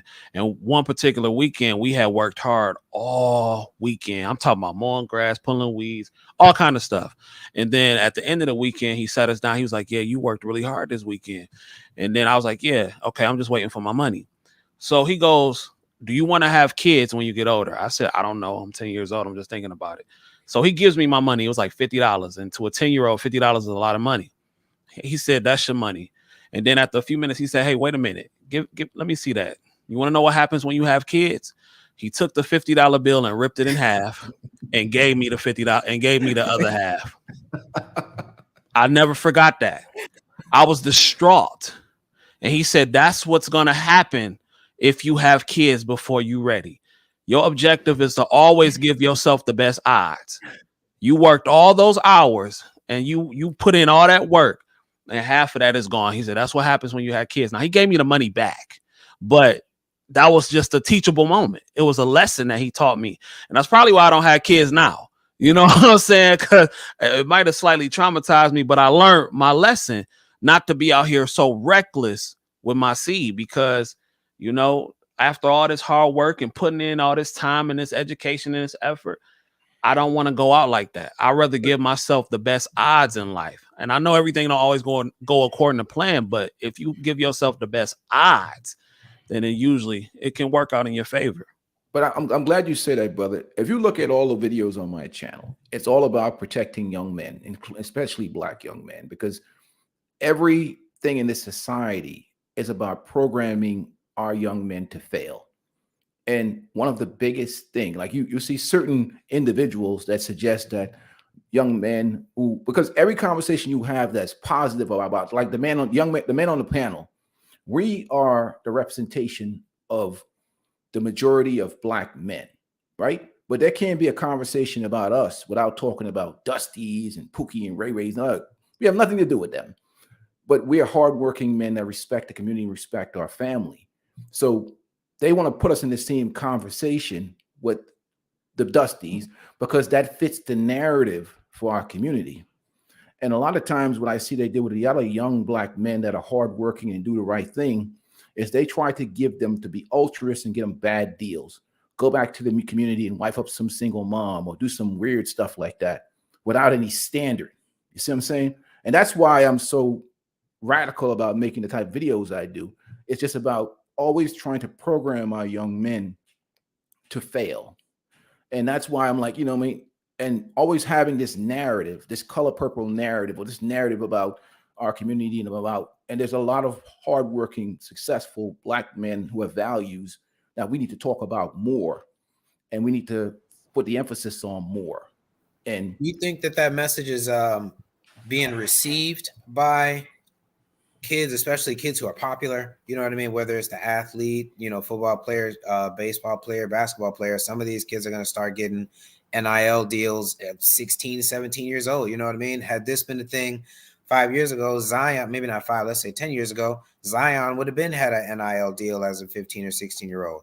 So I wonder, are kids hearing that, or are they too busy seeing their potential in terms of, I'm going to be this and that athlete at this, at my favorite school. I'm going to have an NIL deal. I'm going to have a car from this dealership, whatever it is. Is there a way to even compare to what you're saying in terms of the message? Well, the thing about it, NIL just came about this year in terms of putting it legal with the NCAA. So Zion would have missed he didn't have the opportunity then. They still gave him money because there was issues with his parents being bought a house and the 20 or whatever thousands of dollars Bruce Pearl is having an issue with that money right now down at Auburn. They never fired Bruce Pearl, but what's his name got nailed a couple of years. That's a whole different aspect. I don't even want to go down that hole because it'll take another 2 hours to talk about that. But in terms of, it's not just the athletes. Forget about the athletes. Let's talk about the regular young man in the community who studies, who does his homework, who does the right thing. Our culture looks at him as a lame. And that has to change until he becomes a grown man. He's a doctor, he's a lawyer, he's a successful young man. They want him to go back to the community to clean up the mess and wife up some single mom and clean up the mess that he didn't even create. And you got to resist the social programming, because when you don't have a moral standard of accountability, you can't, anytime you try to help something without a standard, it's like if I had a drug problem or a gambling problem and I wanted you to help me, but I'm not willing to go to Gambling's Anonymous, and I'm not ready to live to a moral code, and I want you to sacrifice after you've done the right thing to help me when I'm not ready to change my ways. It's like money into a black hole. The danger of our community is we're programming these kids, these young men, to be ultras. And that means suicidal in terms of giving without a standard. So that's a whole different issue in terms to, that's why I'm so big on protecting young men. And that's because I have a father with boys. And I understand the negative program of our community that doesn't want to help young men. High value, he was telling you a story about your pops, and that was a very blunt, a blunt response to that. I don't think kids get that anymore, man. Like, my dad had me at 44, so that means my dad was in his 50s in the 90s, bro. So damn. I don't know if you remember, what was the boy from Maryland that got picked up by the Boston Celtics and fell out after he had some cocaine? Was that Lynn Bias? think Yeah, so. Lynn by.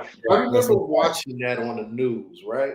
I'm in the living room with my dad, and this is about the middle or towards the end of the crack epidemic. And I looked dead in my father's eyes. I said, why do people do this? And he turned right around and looked at me and he said, son, some people just dumb as hell. And, you know, we don't have that anymore. It seems like in the community where the parent can be as blunt and direct as possible while making, because that stuck with me. Two things stuck to me that day. They were doing the what do they call it? The toxicology report. Toxicology report on him. They said the cocaine he had taken was so pure it caused his heart to explode. I took that, and I took my father's words, and I haven't touched a powder of cocaine in my entire life because my father was very willing to be direct and blunt with me about something I had questions about, and we don't do that anymore. And I you know why though, right?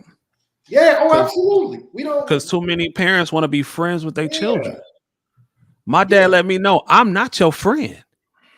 We not gonna be in the same club partying together. We not gonna be smoking weed together. We are not friends. I'm here to guide you and protect you.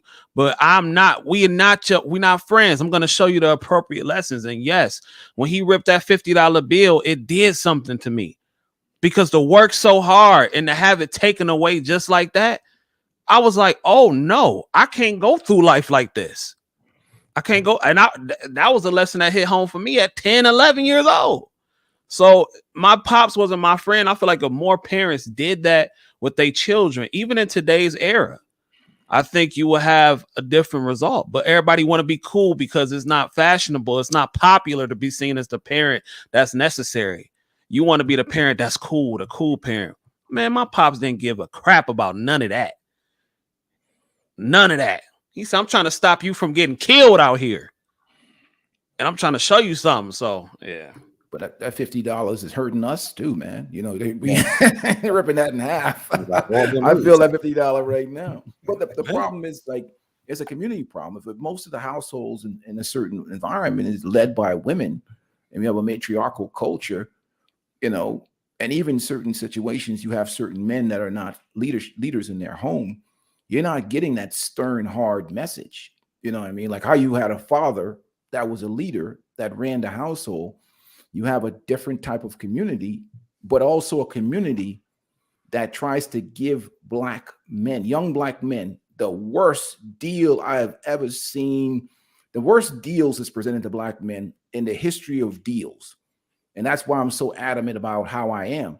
They try to give good, honorable, hardworking black men some of the worst deals ever. Clean up the mess, the cleanup man, cover for Pookie and Ray Ray, you know, sacrifice yourself without any moral standard. It's like a crazy situation in the community. Like, I better get the hell out of here. I'll be danged if I clean up your mess, you know, and without a moral standard. I'm not doing that. I'm not telling young men that have worked hard, that have went to school, that bust their ass to go clean up somebody's mess. Hell no. You know, you deserve better in terms of, you deserve a woman that don't have 50 bodies on her. You deserve to have a wife that don't have 3 kids. You deserve to have a woman. You know what I'm saying? You deserve these things as a black man. You deserve to live a nice life, a nice community, you know, have good things. You're not supposed to be sacrificed. You know, your life is not as a sacrificial animal. It's this rubbish that we teach in that community, because what is the incentive for somebody to do the right thing if somebody always comes and bail them out? But I think it's the disaster what they try to sell to black men. I grew up in such an interesting situation because I'm half black, half white, and I'm 22. My black side definitely came from a little more ghetto, and my white side is a little bit more middle class, and I'm the middle child. So it's like I was just set up to observe and set up to see everything from the get-go, and everything that people say and do and move and it, like about the black community. I saw it all. There was Pookie and Ray Ray's. I literally knew a man named Pookie. I literally knew a man named Ray Ray. baby mama, like I knew from a young age that women were having multiple kids because they want more child support money or government assistance. I knew all that the kids was on some wild stuff, and I'm like, I knew, drugs, everything. I knew this from the get-go, and I'm sure it probably helped that I can also see the other side that could be on my white side. We were living in like North Carolina and going to the beach and stuff or whatever, and so I saw both sides of it. And just growing up, I was so observant of everything that I just caught on so fast. Like, I'm not doing that. I'm not doing that. I'm not doing that. I'm not moving this way. I'm not messing with you. Nope. Y'all not going to jump me into these gangs. Y'all not about to do none of this. I'm not about to be a part of none of y'all little cliques. And no. So I grew up early, and everything they say about it, you can definitely observe it young. Some kids don't have the, reality to think there's anything different than that. They don't have the hope that they can have anything other than that type of lifestyle, either basketball or selling drugs or working at minimum wage 9 to 5. But I saw that I could have something different. I'm sure that me being half white definitely played to that point. But I grew up in it. I lived with my mom most of my life, and that was the environment I grew up in young. So I saw it early. So. And so you and that's Italian too, right? You said you were Italian? Yeah, my dad's Italian. My dad is a great man, and it ain't his fault that it didn't work out. Like I said, my mom's one of those masculine women who just can't be told nothing. And, she got 3 different baby dads, and I love my mom to the death of her, but it's just one of those situations. And I can't knock my dad for leaving my mom for, not being able to tolerate her attitude and all that masculine energy and all that other stuff going on. So I'm like, hey, so I saw that too early from my own mom. So I wasn't with that in my women either. And they can talk about, this ain't all black girls, this ain't all black women. I saw this growing up in elementary school from the little black girls too. They were mean too. They were trying to beat me up for whatever reason. They were trying to do all types of stuff. And So I don't want to hear none of that. I grew up on all of it. All right, y'all. It's been a great show, man. I definitely appreciate all you gentlemen on here. High Value Nurse, thank you for stopping by. I'll always see you on Anton's page. Sway, man, good shit, bro. Good shit. The Ingram Experience, you dropped a lot of gems. Hank, you know what it is. Avon, Kyle, thank you, brothers. And for the people that's out there watching, man, it's been a great show. Make sure you guys hit that like button and subscribe button on your way out, man, and catch us next Sunday, 10 o'clock Central Time. Happy Merry Sunday, Christmas everybody. to everybody. Happy Merry holidays Christmas, out there. Peace, everybody. Appreciate it. Be safe, Happy y'all. holidays, fellas. Yes, sir. Yes, sir.